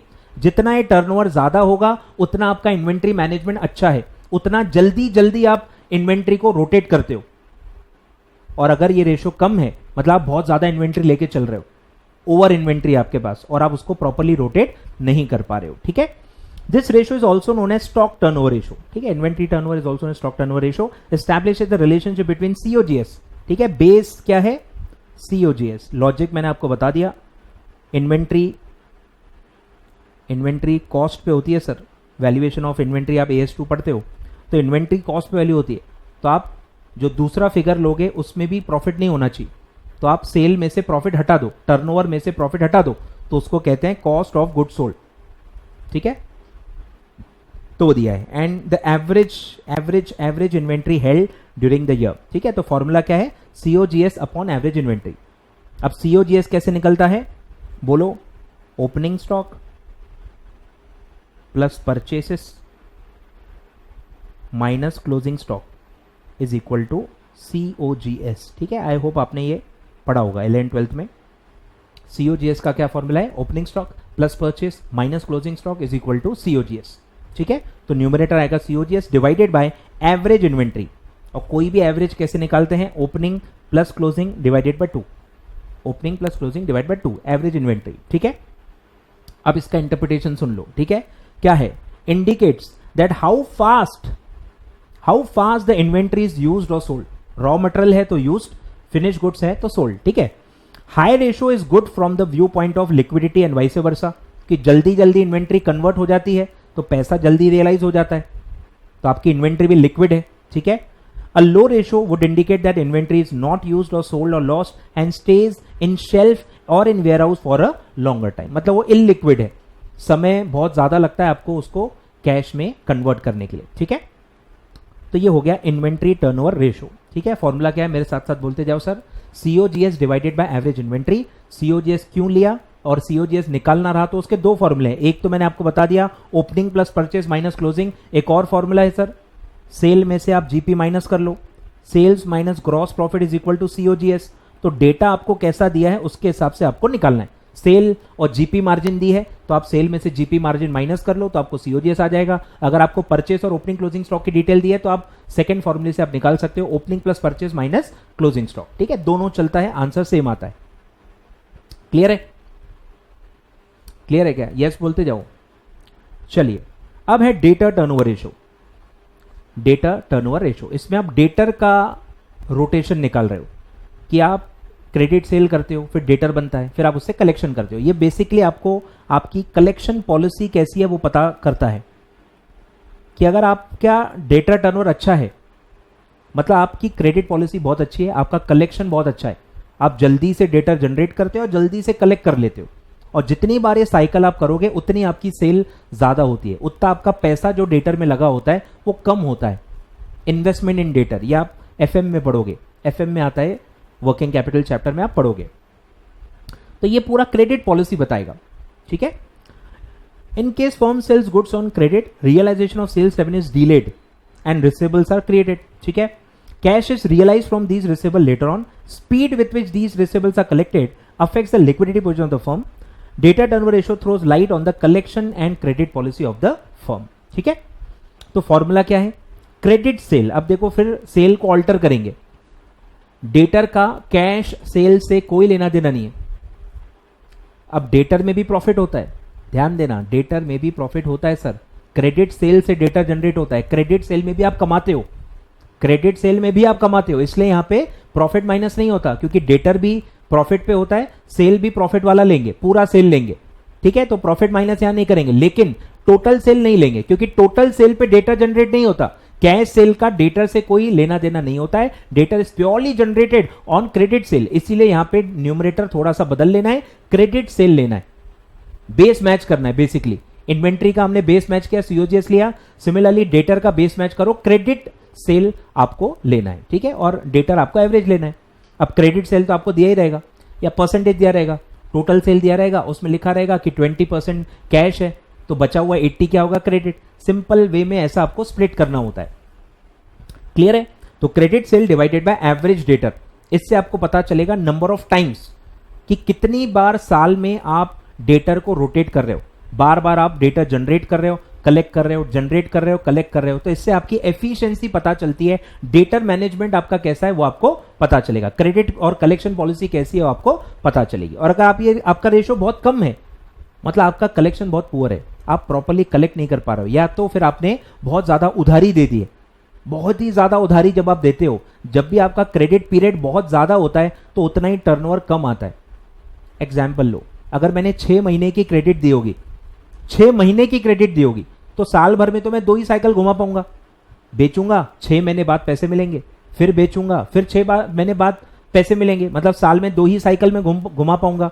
तो डेटर टर्नओवर कितना आएगा? 2 टाइम्स, 12 महीने डिवाइडेड बाय 2, यानी 6 महीने आपका कलेक्शन टाइम है, जो कि बहुत ज्यादा है। और वो इंडस्ट्री टू इंडस्ट्री आप कंपेयर कर सकते हो कि आपका ही कलेक्शन पीरियड पहले क्या था, आपके कॉम्पिटिटर्स कितना टाइम लगा रहे हैं, तो इससे आप जज कर सकते हो कि आप ज्यादा टाइम ले रहे हो या कम टाइम ले रहे हो, और आपको कहां काम करना चाहिए। क्लियर है? तो ये था डेटर टर्नओवर रेशो, आपका कलेक्शन पॉलिसी बताएगा। फिर है क्रेडिटर टर्नओवर रेशो। अब क्रेडिटर का सेल से तो कोई लेना देना ही नहीं है, क्या बात कर रहे हो सर, क्रेडिटर और टर्नओवर का एक्चुअली कोई लेना देना ही नहीं है, पर टर्नओवर कैसे आता है सर? क्रेडिटर मतलब टर्नओवर में पहले परचेस भी आ जाता है ना सर, खरीदोगे फिर बेचोगे, परचेस में प्रॉफिट जोड़ के ही तो सेल आता है ना सर। तो इसमें भी आपको न्यूमरेटर को एडिट करना है कि टर्नओवर को क्रेडिट परचेस में कन्वर्ट करना है। ठीक है, यहां पे भी सेम लॉजिक, क्रेडिटर का कैश परचेस से कोई लेना देना नहीं है, क्रेडिटर का कैश परचेस से कोई लेना देना नहीं है, तो कैश परचेस क्यों ले, परचेस क्यों लेना है आपको समझ में आ गया। क्रेडिटर का डायरेक्ट कनेक्शन परचेस से होता है, सेल से नहीं होता, तो आप परचेस लोगे, और उसमें भी कौन सी परचेस लोगे? Credit purchase. ठीक है, क्लियर है? तो credit purchase divided by average creditors या एवरेज अकाउंट पेबल्स। अब ये भी आपको पता ही होगा कि यहां अकाउंट पेबल लेना है और यहां पे अकाउंट रिसीवेबल लेना है। ठीक है, कंपनी स्ट्रक्चर में ये आ सकता है। अकाउंट रिसीवेबल का मतलब होता है sir debtors plus bill receivable, question में मैं आपको बताऊंगा ये। ठीक है, अकाउंट रिसीवेबल नॉर्मली आता है, तो अगर बिल रिसीवेबल अलग से दिया है वो भी लेना है, बिल रिसीवेबल है ही नहीं, तो अकाउंट रिसीवेबल और डेटर एक ही होता है, ठीक है। सिमिलरली अकाउंट पेएबल मतलब क्रेडिटर्स प्लस बिल पेएबल, ठीक है, ये ध्यान देना, ये क्वेश्चन क्या मैं आपको याद दिलाऊंगा। चलिए सर, तो ये रेशो क्या बताता है? This ratio is calculated on the same lines as receivable turnover ratio. Ratio shows the velocity यानी वही convertibility of the debt payment by the firm, कितना अच्छे से हम पे कर रहे हैं, हम कितना अच्छा पे करते हैं अपने क्रेडिटर्स को, ये उससे पता चलता है। Low creditor turnover reflects liberal credit terms granted by the supplier. Turnover low है मतलब आप बहुत ज्यादा टाइम ले रहे हो पे करने के लिए, मतलब सामने वाला जो क्रेडिटर है उसकी पॉलिसी लिबरल है। लिबरल मतलब वो ज्यादा समय दे रहा है, ऐसा माना जाएगा। और अगर हाई रेशो है मतलब वो ज्यादा उधारी हमको दे नहीं रहा, वो हमको ज्यादा उधारी नहीं दे रहा, ठीक है। हमारा मतलब बहुत ही स्ट्रिक्ट क्रेडिट पॉलिसी है, क्रेडिटर का हमारे लिए एक बहुत स्ट्रिक्ट क्रेडिट पॉलिसी है, ऐसा माना जाएगा, ठीक है। तो ये था आपका क्रेडिटर टर्नओवर रेशो। सब में आपको बेस ध्यान रखना है, सब में आपको बेस ध्यान देना है। बेस का चलो एक बना ही लेते सर, बेस लिखते जाओ, चलो बोलो। स्टॉक टर्नओवर में क्या बेस है? COGS।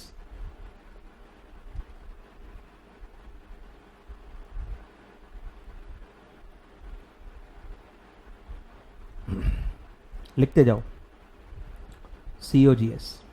स्टॉक में COGS, डेटर में credit sale, credit sale, creditor में क्रेडिट परचेस, ठीक है, और बाकी सब में सेल आने वाला है, ठीक है। यस, बाकी सब में सेल्स आएगा, टोटल सेल्स,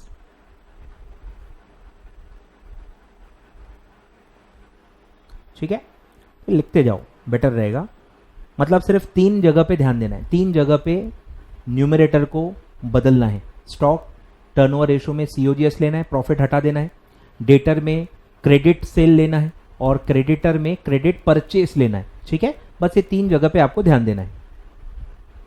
चलिए सर, अब है फिक्स एसेट टर्नओवर रेशो, कि फिक्स एसेट से आप कितना टर्नओवर जनरेट कर रहे हो। फिक्स एसेट रेवेन्यू जनरेशन के लिए ही होता है, तो फिक्स एसेट कितना अच्छे से आप यूज कर रहे हो ये यहां से पता चलेगा, ठीक है। Efficiency of using fixed asset, 1 रुपया फिक्स एसेट में लगा रहे हो तो वो 1 रुपए से कितने रुपए की सेल जनरेट हो रही है, ये कन्वर्जन रेशो इससे पता चलता है। फिक्स्ड एसेट टर्नओवर रेशो, ठीक है। यहां पे वही है सेल्स, नेट सेल मतलब सेल रिटर्न माइनस करके, वो तो हर जगह माइनस होगा, डिवाइडेड बाय फिक्स्ड एसेट। हर जगह मैंने बताया था ना, सेल यानी कि टर्नओवर न्यूमरेटर में ही आता है, और जो नाम है, नाम क्या है? फिक्स्ड एसेट, तो वो डिनोमिनेटर में आएगा, ठीक है। तो ये क्या बताएगा कि indicator of the extent to which investment in fix asset contributes to the generation of sales. Sale generate के लिए फिक्स एसेट कितना यूज हो रहा है वो पता चलेगा। Fix asset are to be taken net of depreciation, obviously. Higher the ratio better the performance, जितना अच्छा है उतना मतलब फिक्स एसेट को आप अच्छे से यूज कर रहे हो, ज्यादा सेल जनरेट कर रहे हो फिक्स एसेट से, ऐसा माना जाएगा।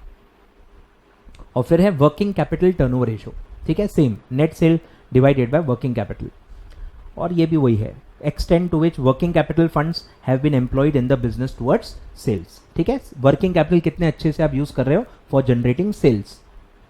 अब नॉर्मली, ठीक है, छोड़ो उसको, ज्यादा डिटेल में नहीं बताऊंगा, रिवीजन क्लास है, रेगुलर क्लास नहीं है, ठीक है। तो ये आपके हो गए stock turnover ratio, debtor turnover ratio, creditor turnover ratio, fix asset turnover ratio. इसमें एक और आता है टोटल एसेट टर्नओवर रेशो, वो भी लिख लो, आया नहीं शायद, टोटल एसेट टर्नओवर रेशो। तो ऑब्वियसली सेम न्यूमरेटर में आएगा turnover divided by total assets, total asset turnover ratio, ठीक है। Fix asset turnover ratio, total working capital, और एक आता है sales to capital employed, same, sales divided by capital employed. Capital employed मतलब total asset, तो नाम बदलते जाओ, मतलब सेम ही है, कुछ खास फर्क नहीं है, ठीक है। चलिए सर, अब आते हैं प्रॉफिटेबिलिटी पे, अब आते हैं प्रॉफिटेबिलिटी पे। सेकंड इंपॉर्टेंट मतलब टॉपिक है प्रॉफिटेबिलिटी, ठीक है। सबसे पहले बचपन पढ़ लेते हैं, जीपी एनपी, ठीक है, GP ratio and NP ratio, बचपन से आप पढ़ते आ रहे हो, ठीक है। Gross profit divided by net sale, gross profit divided by net sale. Gross profit कैसे आता है sir? Sales minus direct expenses या sales minus cost of goods sold, ठीक है, वही फॉर्मूला है, sales minus COGS is equal to GP. तो ये फॉर्मूला आपको लगाना है जीपी निकालने के लिए, ठीक है। GP divided by net cell, यानी सेल्स रिटर्न अगर कुछ है तो माइनस करके नेट सेल आता है इंटू 100। अब यहां सब जगह इंटू 100 होगा।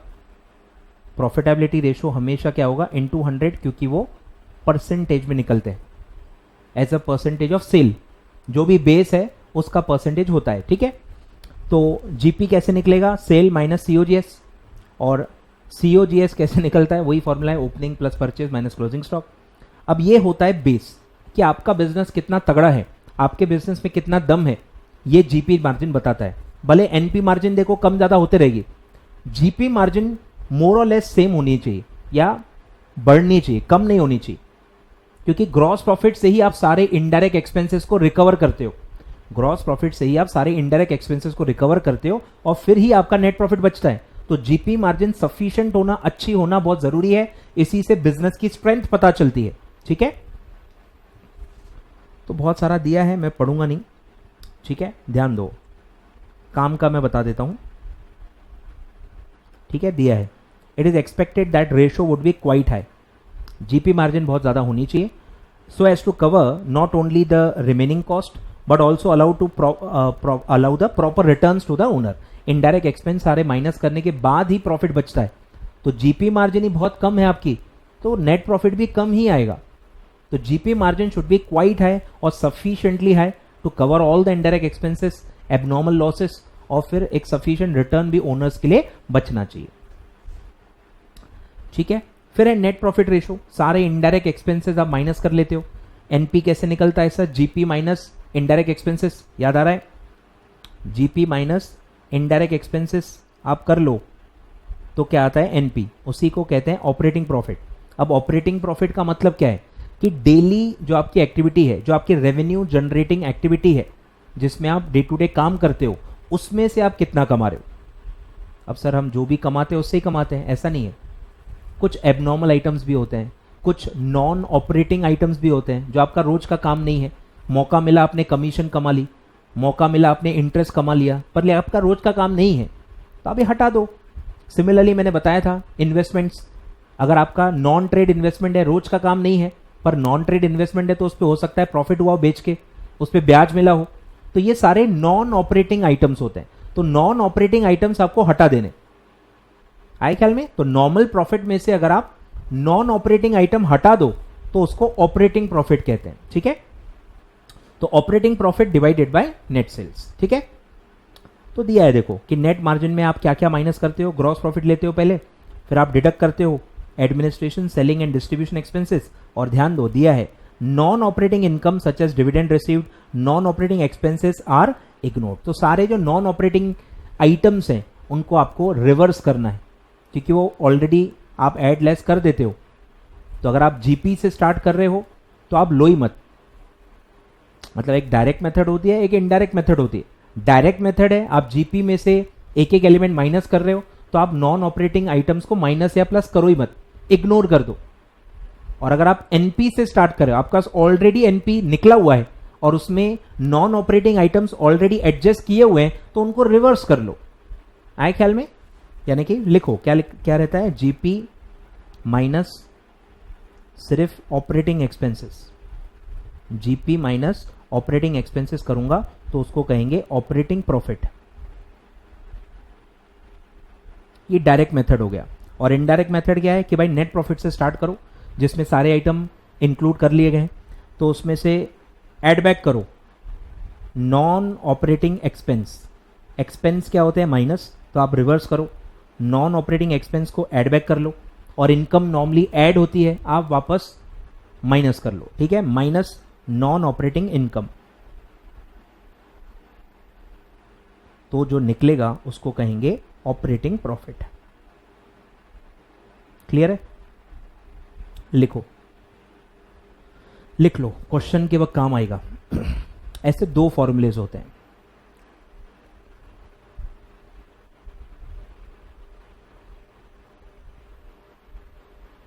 लिखो,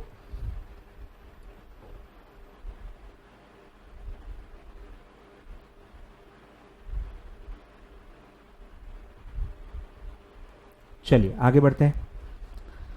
फिर है ROE, रिटर्न ऑन इक्विटी। ठीक है, सेम इक्विटी यानी आपका नेटवर्थ यानी कि शेयर होल्डर्स फंड, तो ओनर का कितना पैसा लगा है और ओनर उस पर कितना कमा रहा है। अब देखो प्रॉफिट अलग अलग होते हैं, मैंने आपको बता दिया, EBIT भी होता है, अर्निंग आफ्टर टैक्स भी होता है, profit available for equity share भी होता है। तो यहां पे आप पूरे शेयर होल्डर्स के हिसाब से सोच रहे हो तो आप कौन सा प्रॉफिट लोगे, प्रॉफिट आफ्टर टैक्स। ठीक है, तो इसीलिए प्रॉफिट आफ्टर टैक्स आता है। ठीक है, मैंने आपको लिख के भी दिया है। ठीक है, लिख भी लो भाई, ये ओनर्स के लिए होता है, ये सिर्फ इक्विटी शेयर होल्डर्स के लिए होता है, और ये पूरे कैपिटल एम्प्लॉयड के लिए होता है, पूरे इन्वेस्टमेंट के लिए। ठीक है, लॉजिक है, सब ध्यान दो, कनेक्टेड है। EBIT कैपिटल एम्प्लॉयड के लिए लेना है कि जहां पे भी बेस कैपिटल एम्प्लॉयड का हो तो कमाई लेनी हो तो EBIT लेना है। कहीं भी अगर पूरे ओनर्स का डिनोमिनेटर हो तो न्यूमरेटर हमेशा अर्निंग आफ्टर टैक्स या प्रॉफिट आफ्टर टैक्स लेना है। कहीं भी अगर डिनोमिनेटर सिर्फ इक्विटी है तो आपको उसका जो करस्पॉन्डिंग प्रॉफिट होता है वो है earning available for equity share holder. Clear है, 3 ऐसे बेसिस होते हैं। चलिए, तो पैट अपॉन नेटवर्थ, नेटवर्थ में ऑलरेडी आपको बता चुका हूं। ठीक है, तो ओनर अपनी लागत पे कितना कमा रहा है, ओनर ने जो पैसे लगाए हैं, ओनर का जो बिजनेस पे पैसा है वो उस पर कितना कमा रहा है। ठीक है, इंटू 100 करते रहना, हर जगह इंटू 100 करते रहना। ठीक है, हो सकता है मैं कहीं लिखना भूल गया हूं, पर सब में इंटू 100 है और परसेंटेज में ये रेशो आएगा। ठीक है, ROE is one of the most important indicators of firm's profitability and potential growth. Companies that boost a high return on equity with no or little debt are able to grow without large capital expenditures, allowing the owners of the business to withdraw cash and reinvest it elsewhere. Many investors fail to realize, however, that two companies can have same return on equity, yet one can be have a much better business. ठीक है, depend करता है, comparison करोगे तो पता चलता है कि नंबर्स सेम होते हैं फिर भी अलग अलग होता है, because of the capital structure. ये आप सब वही कैपिटल स्ट्रक्चर में पढ़ोगे, FM में आपको काफी डिटेल में है कि अलग अलग कैपिटल स्ट्रक्चर होने की वजह से भी सेम प्रॉफिट आ सकता है, लेकिन एक्चुअल में वो बहुत अलग अलग बिजनेस हो सकते हैं। ठीक है, तो ये ओनर के एंगल से है, ये ओनर के एंगल से है कि ओनर अपने पैसों पे कितना कमा रहा है, ये उसको यहां पे पता चलता है। ठीक है, वो अपने आप फिर डिसीजन इसी रेशो के हिसाब से लेगा। फिर है ROI, अब ये टोटल बिजनेस के लिए कि पूरे बिजनेस में जो भी पैसा लगा है, डेट से कुछ आया होगा, कुछ इक्विटी से आया होगा, कहीं से भी आया हो, पूरा जो पैसा लगा हुआ है उस पे पूरा जो बिजनेस है वो कितना कमा रहा है। ठीक है, तो यहां रिटर्न का मतलब आपको ले लेना है सीधा सीधा EBIT ले लो। ठीक है, ये सब भूल जाओ, ये सब आपके मॉड्यूल में नहीं दिया है, कंफ्यूजन हो सकता है आपको। बेटर है सिंपल जो आपके मॉड्यूल में वो मैं आपको बता रहा हूं, EBIT divided by capital employed into 100। Logic में ऑलरेडी आपको बता चुका हूं कि पूरी जो लागत है, पूरी लागत पे आप क्या कमाते हो, EBIT। अब ये EBIT भी कैसे आता है ये मैं आपको मार्जिनल कॉस्टिंग में बताऊंगा, यहां पे भी बता देता हूं कि पहले आप क्या लेते हो, सेल्स में से आप वेरिएबल कॉस्ट माइनस करते हो, यानी कि जो बिजनेस के खर्चे, बिजनेस के जो ऑपरेटिंग एक्सपेंसेस हैं वो आप माइनस करते हो, और फिर जो बचता है वो आता है EBIT, वो आता है EBIT। ठीक है, तो EBIT upon capital employed into 100। ठीक है, कैपिटल एम्प्लॉयड भी ऑपरेटिंग वाला लेना है, मतलब पूरा आपका जो इन्वेस्टमेंट है वो, कहीं फिक्टिशियस एसेट्स हैं तो माइनस कर लेने हैं। ठीक है, मिसलेनियस एक्सपेंडिचर, लॉसेस, या कोई नॉन ऑपरेटिंग एसेट है, नॉन ट्रेड इन्वेस्टमेंट जो मैंने आपको बताया था, मतलब ऐसा कैपिटल लेना है जिससे आप EBIT कमा रहे हो, ऑपरेटिंग प्रॉफिट कमाने के लिए जो पैसा लगता है वही आपको लेना है। ठीक है, अब इसके देखो अलग अलग तरीके होते हैं, आप लाइबिलिटी साइड से भी निकाल सकते हो, आप एसेट साइड से भी निकाल सकते हो। एसेट साइड का दिया है तो fixed asset plus working capital, दो ही जो मेन आपके नॉर्मल रेगुलर एसेट्स होते हैं जिन पे आप कमाते हो, वो दो को ऐड कर दो, बाकी सब इग्नोर कर दो। अगर आप लाइबिलिटी साइड से निकाल रहे हो तो सारे जो फिक्टिशियस एसेट्स होते हैं, लॉसेस होते हैं, वो तो ओनर के होते हैं, तो वो माइनस करना पड़ेगा। ठीक है, तो equity plus reserves and surplus plus preferential capital minus fictitious assets और माइनस नॉन ट्रेड इन्वेस्टमेंट और प्लस लॉन्ग टर्म लोन्स, यानी पूरा, मतलब ये फॉर्मूला एक्चुअली क्या है, ये फॉर्मूला एक्चुअली ऐसा है, डेट प्लस इक्विटी। डेट में क्या क्या आएगा, पूरा लॉन्ग टर्म पैसा, पूरा डिबेंचर्स, लॉन्ग टर्म कैपिटल सब, और इक्विटी में क्या आएगा, वही equity share capital plus preference share capital plus reserves and surplus minus सारे फिक्टिशियस एसेट्स, और अलग से एक एलिमेंट जो माइनस होता है वो है नॉन ट्रेड इन्वेस्टमेंट। अगर दिया है तो क्योंकि वो नॉन ट्रेड है, रोज का काम नहीं है, वो एसेट से हम कोई ऑपरेटिंग इनकम नहीं कमाते, तो वो आप हटा दो। क्लियर है?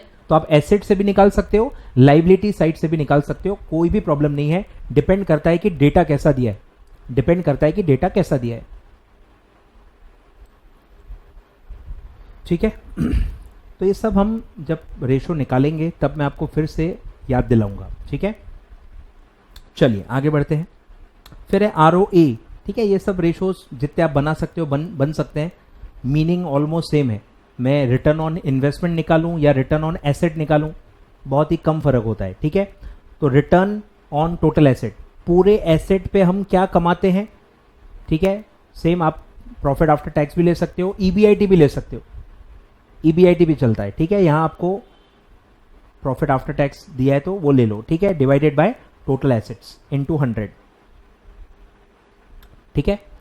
तो ये सब मॉड्यूल में दिया है, ठीक है। लॉजिक थोड़ा सा नहीं है इसमें कि पूरे एसेट्स पे हम क्या कमाते हैं। पूरा एसेट्स मतलब क्या आ गया, फिक्स एसेट करंट एसेट दोनों आ गए, डेट इक्विटी दोनों आ गया। तो आपको EBIT लेना चाहिए, पर आपको पैट दिया है प्रॉफिट आफ्टर टैक्स, तो आपको वो लेना पड़ेगा, ठीक है।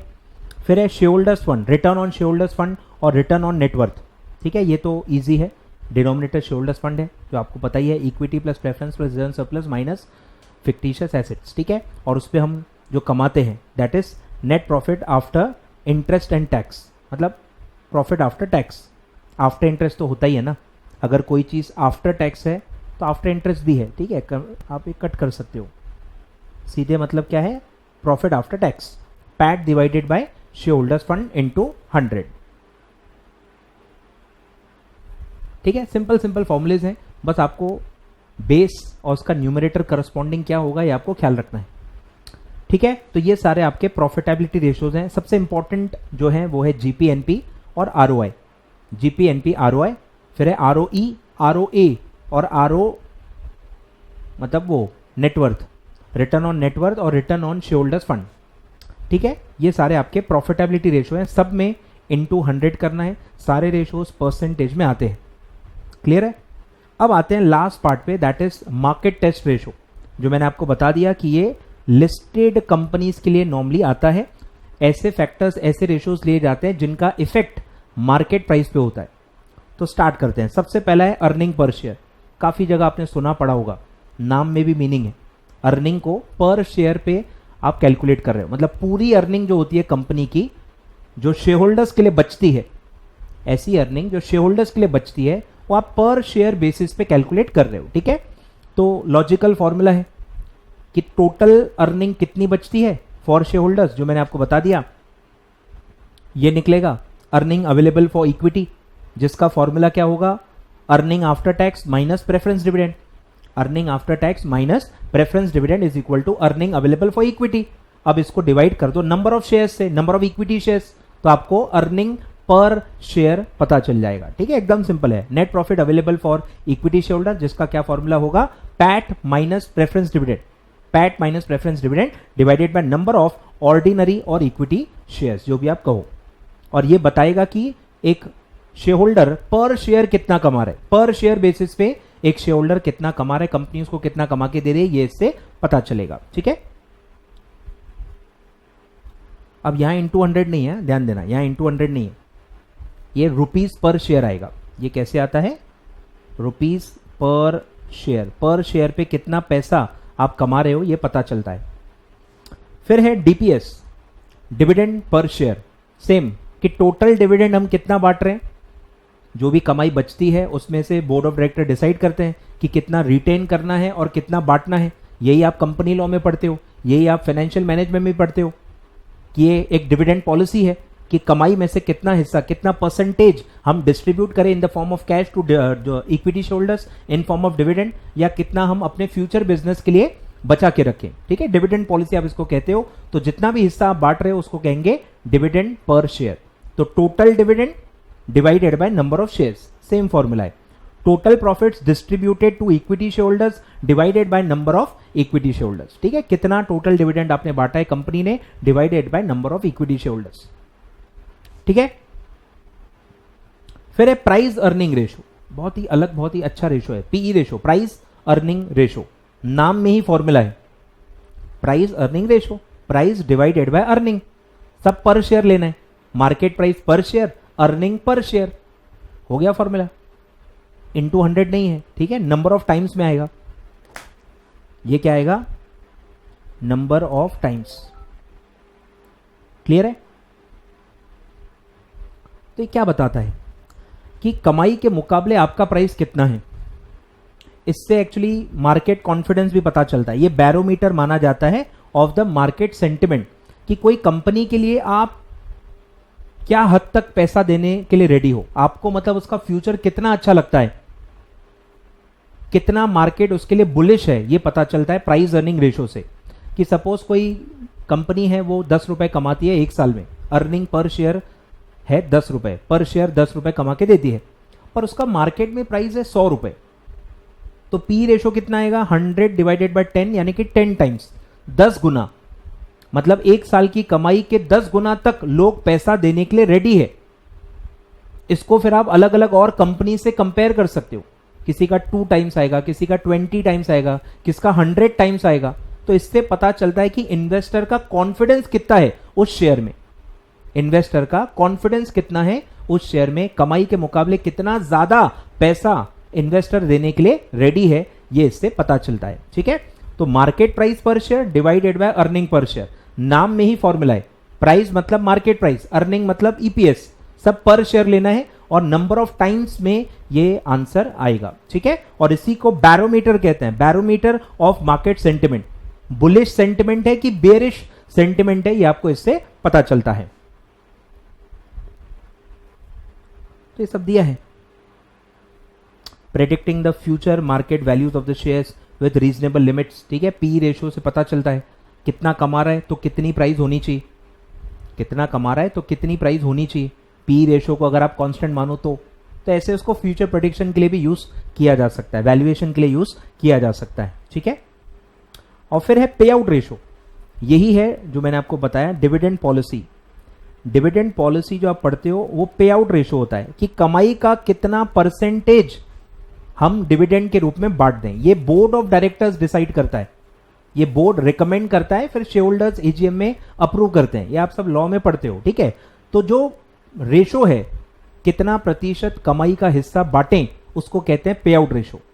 तो DPS divided by EPS, DPS divided by EPS, profit कितना है उसमें से कितना बांटना है, तो डीपीएस डिवाइडेड बाय ईपीएस, ये आपको पे आउट रेशो बताता है कि कमाई का कितना हिस्सा आप एक्चुअली डिविडेंड के रूप में बांटते हो, इसी को डिविडेंड पॉलिसी कहते हैं। ठीक है, डीपीएस अपॉन ईपीएस। और फिर आता है डिविडेंड यील्ड रेशो, इसको मैं कहता हूं इन्वेस्टर का आरओआई। इन्वेस्टर का आरओआई, जैसे आप कंपनी के लिए आरओआई निकालते हो वैसे ही इन्वेस्टर अपने लिए आरओआई निकालता है। अब रीजन क्या है, रीजन है बेस का, कि अगर आपका शेयर फेस वैल्यू है 10 रुपीज, 10 रुपए का शेयर है, पर क्या मार्केट में 10 रुपए में मिलता है? आप जो अर्निंग पर शेयर है या आप जो भी निकालते हो, कंपनी जो भी कैलकुलेशंस करती है वो तो फेस वैल्यू पे करती है ना। अरे पर हार्डली कोई शेयर होगा जो फेस वैल्यू पे बिकता हो मार्केट में, मार्केट प्राइस तो बहुत ज्यादा होती है, मल्टीपल टाइम्स होती है फेस वैल्यू से। तो इन्वेस्टर अगर 10 रुपए का शेयर 1000 रुपीज में ले रहा है तो उसको कमाई जो मिल रही है, जो डिविडेंड उसको मिल रहा है, वो 10 रुपए के हिसाब से देखेगा कि 1000 रुपए के हिसाब से देखेगा। इन्वेस्टर के एंगल से देखना है कि मैंने 1000 रुपए लगाए हैं, मुझे क्या फर्क पड़ता है उसकी फेस वैल्यू क्या है, मेरे जेब से तो 1000 गया है ना, मुझे रिकवर क्या करना है, 1000 रुपए। तो जब आप बेस को 1000 रुपए लेके अर्निंग देखते हो तब वो होता है डिविडेंड यील्ड रेशो, मतलब dividend as a percentage of investment. किसकी इन्वेस्टमेंट? इन्वेस्टर की। इन्वेस्टर की इन्वेस्टमेंट क्या होता है? परचेज प्राइस, जितने में उसने खरीदा है, कितने में वो खरीदता है, मार्केट प्राइस। ठीक है, तो डीपीएस को अगर मैं मार्केट प्राइस से डिवाइड कर दूं, dividend divided bye market price, तो मुझे पता चलेगा कि मेरे मार्केट प्राइस के हिसाब से कितना प्रतिशत मैं कमा रहा हूं एक साल में। मतलब मेरी जो मार्केट प्राइस है, जो मेरी इन्वेस्टमेंट है शेयर में, इन्वेस्टर की जो इन्वेस्टमेंट है उसमें से कितना रिकवर हो गया, उसमें से कितना रिकवर हो गया, ये होता है डिविडेंड यील्ड रेशो। ठीक है, this ratio establishes relationship between market price and dividend per share. It is expressed in percentage. ठीक है, ध्यान दो, ये परसेंटेज में आता है, तो इसको 100 से मल्टीप्लाई करना भूलना नहीं। इसको भी आप 100 से मल्टीप्लाई कर सकते हो, डीपीएस हर पे इंटू 100, ये भी परसेंटेज में आप निकाल सकते हो, कोई प्रॉब्लम नहीं है। ठीक है, तो अगर ये 10% आया तो इसका क्या मतलब होगा कि भाई जो मेरी लागत है 1000 रुपए की, उसमें से 10% रिकवर हो गया, मेरी लागत पे 10% कमा लिया। अब ये 10% आप बाकी जो इन्वेस्टमेंट ऑप्शंस आपके पास होते हैं एज ए इन्वेस्टर, आप उससे कंपेयर कर सकते हो। इसके लिए कैलकुलेट होता है कि भाई फेस वैल्यू के हिसाब से मैं क्या करूं, मैंने 1000 रुपए लगाए हैं, उस पर मुझे कितना मिल रहा है मैं उतना देखूंगा। तो इन्वेस्टर का आरओआई है। ठीक है, dividend per share divided by market price per share into 100। ठीक है, क्लियर है?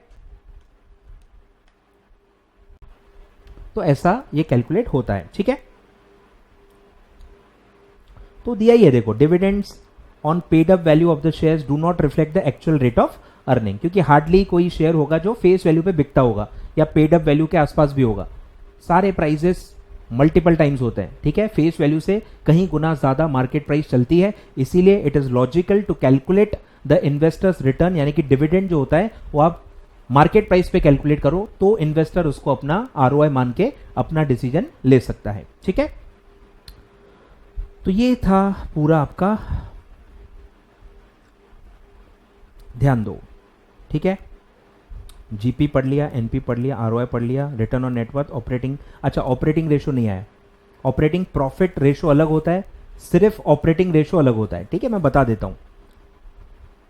फिर है ईपीएस पढ़ लिया, पी रेशो पढ़ लिया, dividend pay out, dividend yield सब पढ़ लिया। ठीक है, अब ऑपरेटिंग प्रॉफिट रेशो में बता देता हूं। एक होता है ऑपरेटिंग प्रॉफिट रेशो और एक होता है सिर्फ ऑपरेटिंग रेशो।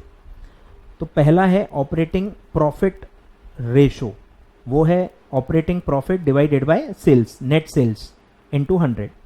और एक होता है सिर्फ ऑपरेटिंग रेशो, वो होता है operating expenses divided by sales into 100। मतलब एक प्रॉफिट है और एक खर्चा है। सिर्फ ऑपरेटिंग रेशो कहूं तो उसको कहते हैं ऑपरेटिंग एक्सपेंस रेशो, कि मेरा ऑपरेटिंग खर्चा कितना है एज कंपेयर टू सेल्स, मेरा ऑपरेटिंग खर्चा कितना है एज कंपेयर टू सेल्स। तो जितना कम रहे उतना अच्छा है, एक्सपेंस रेशो जितना कम रहे उतना अच्छा है। ठीक है, ये रेशो जितना कम रहे उतना अच्छा है, और ऑपरेटिंग प्रॉफिट जितना ज्यादा रहे उतना अच्छा है। तो ध्यान दो। ठीक है, ये घुमाते हैं इसमें, एक है ऑपरेटिंग प्रॉफिट और एक है सिर्फ ऑपरेटिंग। सिर्फ ऑपरेटिंग मतलब ऑपरेटिंग एक्सपेंस रेशो, लिख लो। क्लियर है? तो ये था सर आपका रेशो एनालिसिस। ठीक है, ये था आपका रेशो एनालिसिस। पूरा देखो चार्ट सर आपके स्क्रीन पे दिख रहा है। ठीक है, सारे रेशोज आप ये चार्ट देख के बोल के देख सकते हो कि आपसे याद होने की नहीं, या आपको लॉजिक याद आ रहा है कि नहीं, या इनमें से कहाँ कहाँ आइडियल रेशोज हैं। फिर आइडियल रेशो आपको याद आ रहे हैं कि नहीं। करंट रेशो का आइडियल रेशो क्या था सर? 2:1। लिक्विड रेशो या क्विक रेशो का आइडियल रेशो क्या था? 1:1। फिर इंटरेस्ट सर्विस कवरेज रेशो या डेट सर्विस कवरेज रेशो का आइडियल रेशो क्या था आपका? 7:1। ठीक है, फिर करंट रेशो में मैंने क्या बताया था? 2:1, या बैंक देख रहा है तो 1.33। फिर आता है डेट इक्विटी रेशो में आइडियल रेशो होता है 2:1। तो ये चार जगह पे आपका आइडियल रेशो दिया गया है, और हो सकता है उसमें से क्वेश्चन आ जाए। ठीक है, तो ध्यान देना है। तो आई होप थ्योरी मैंने पूरी कवर कर ली है, आई होप मैंने फॉर्मूलेज भी सारे कवर कर लिए हैं। ठीक है, कल हम पूरे फॉर्मूलेज को अप्लाई करेंगे। ठीक है, पहले मैं फटाफट कल 10 मिनट में सारे रेशोज रिवाइज कराऊंगा, तो बिल्कुल टेंशन नहीं लेना। पहले खुद आप पढ़ सकते हो तो अच्छी बात है, नहीं भी पढ़ के आए कोई दिक्कत नहीं है। कल सेम टाइम 11 बजे पहले मैं 10 मिनट पूरे रेशोज आपको मैं रिकॉल कराऊंगा। उसमें जो भी कैलकुलेशंस हैं, उसके जो बेसिस हैं, उसके जो फॉर्मूलेज और वर्किंग्स है, उसमें क्या आता है क्या नहीं आता है, सब मैं एक बार रिवाइज करूंगा। और उसके बाद हम एक एक करके जितने भी मेरे वो शीट में क्वेश्चंस दिए रेशो के, वो सारे के सारे हम सॉल्व करेंगे, और मेरे साथ साथ आप भी सॉल्व करोगे। कैलकुलेटर भूलना नहीं भाई, कैलकुलेटर लेके बैठना और बिल्कुल ध्यान से मेरे साथ साथ अगर आप कैलकुलेट कर लोगे आपका कॉन्फिडेंस बढ़ेगा, कॉन्फिडेंस बढ़ेगा। और 5 मार्क का सवाल है, 5 मार्क का सवाल है, ठीक है। पक्का 5 मार्क का क्वेश्चन इसमें आता ही है और बिल्कुल छोड़ने की कोई जरूरत नहीं है इसमें कुछ भी। तो पूरा कल मेरे साथ साथ सारे रेशोज के हम क्वेश्चन सॉल्व करेंगे और इंश्योर करेंगे कि हम 6 में से 6 क्वेश्चन सही सॉल्व करें, सही आंसर करें, अगर रेशो से पूरे 6 आते हैं तो, ठीक है। Thank you so much watching the video, ठीक है। लाइक ज़रूर करना यार, थोड़ा भी अच्छा लगा हो लाइक ज़रूर करना, हमको भी मोटिवेशन की ज़रूरत होती है, हमको भी एनकरेजमेंट लगता है ताकि हम और एफर्ट्स पुट करें और ज़्यादा चीज़ें लें, ठीक है। तो शेयर करो, लाइक करो, चैनल सब्सक्राइब करो, ठीक है। Thank you so much.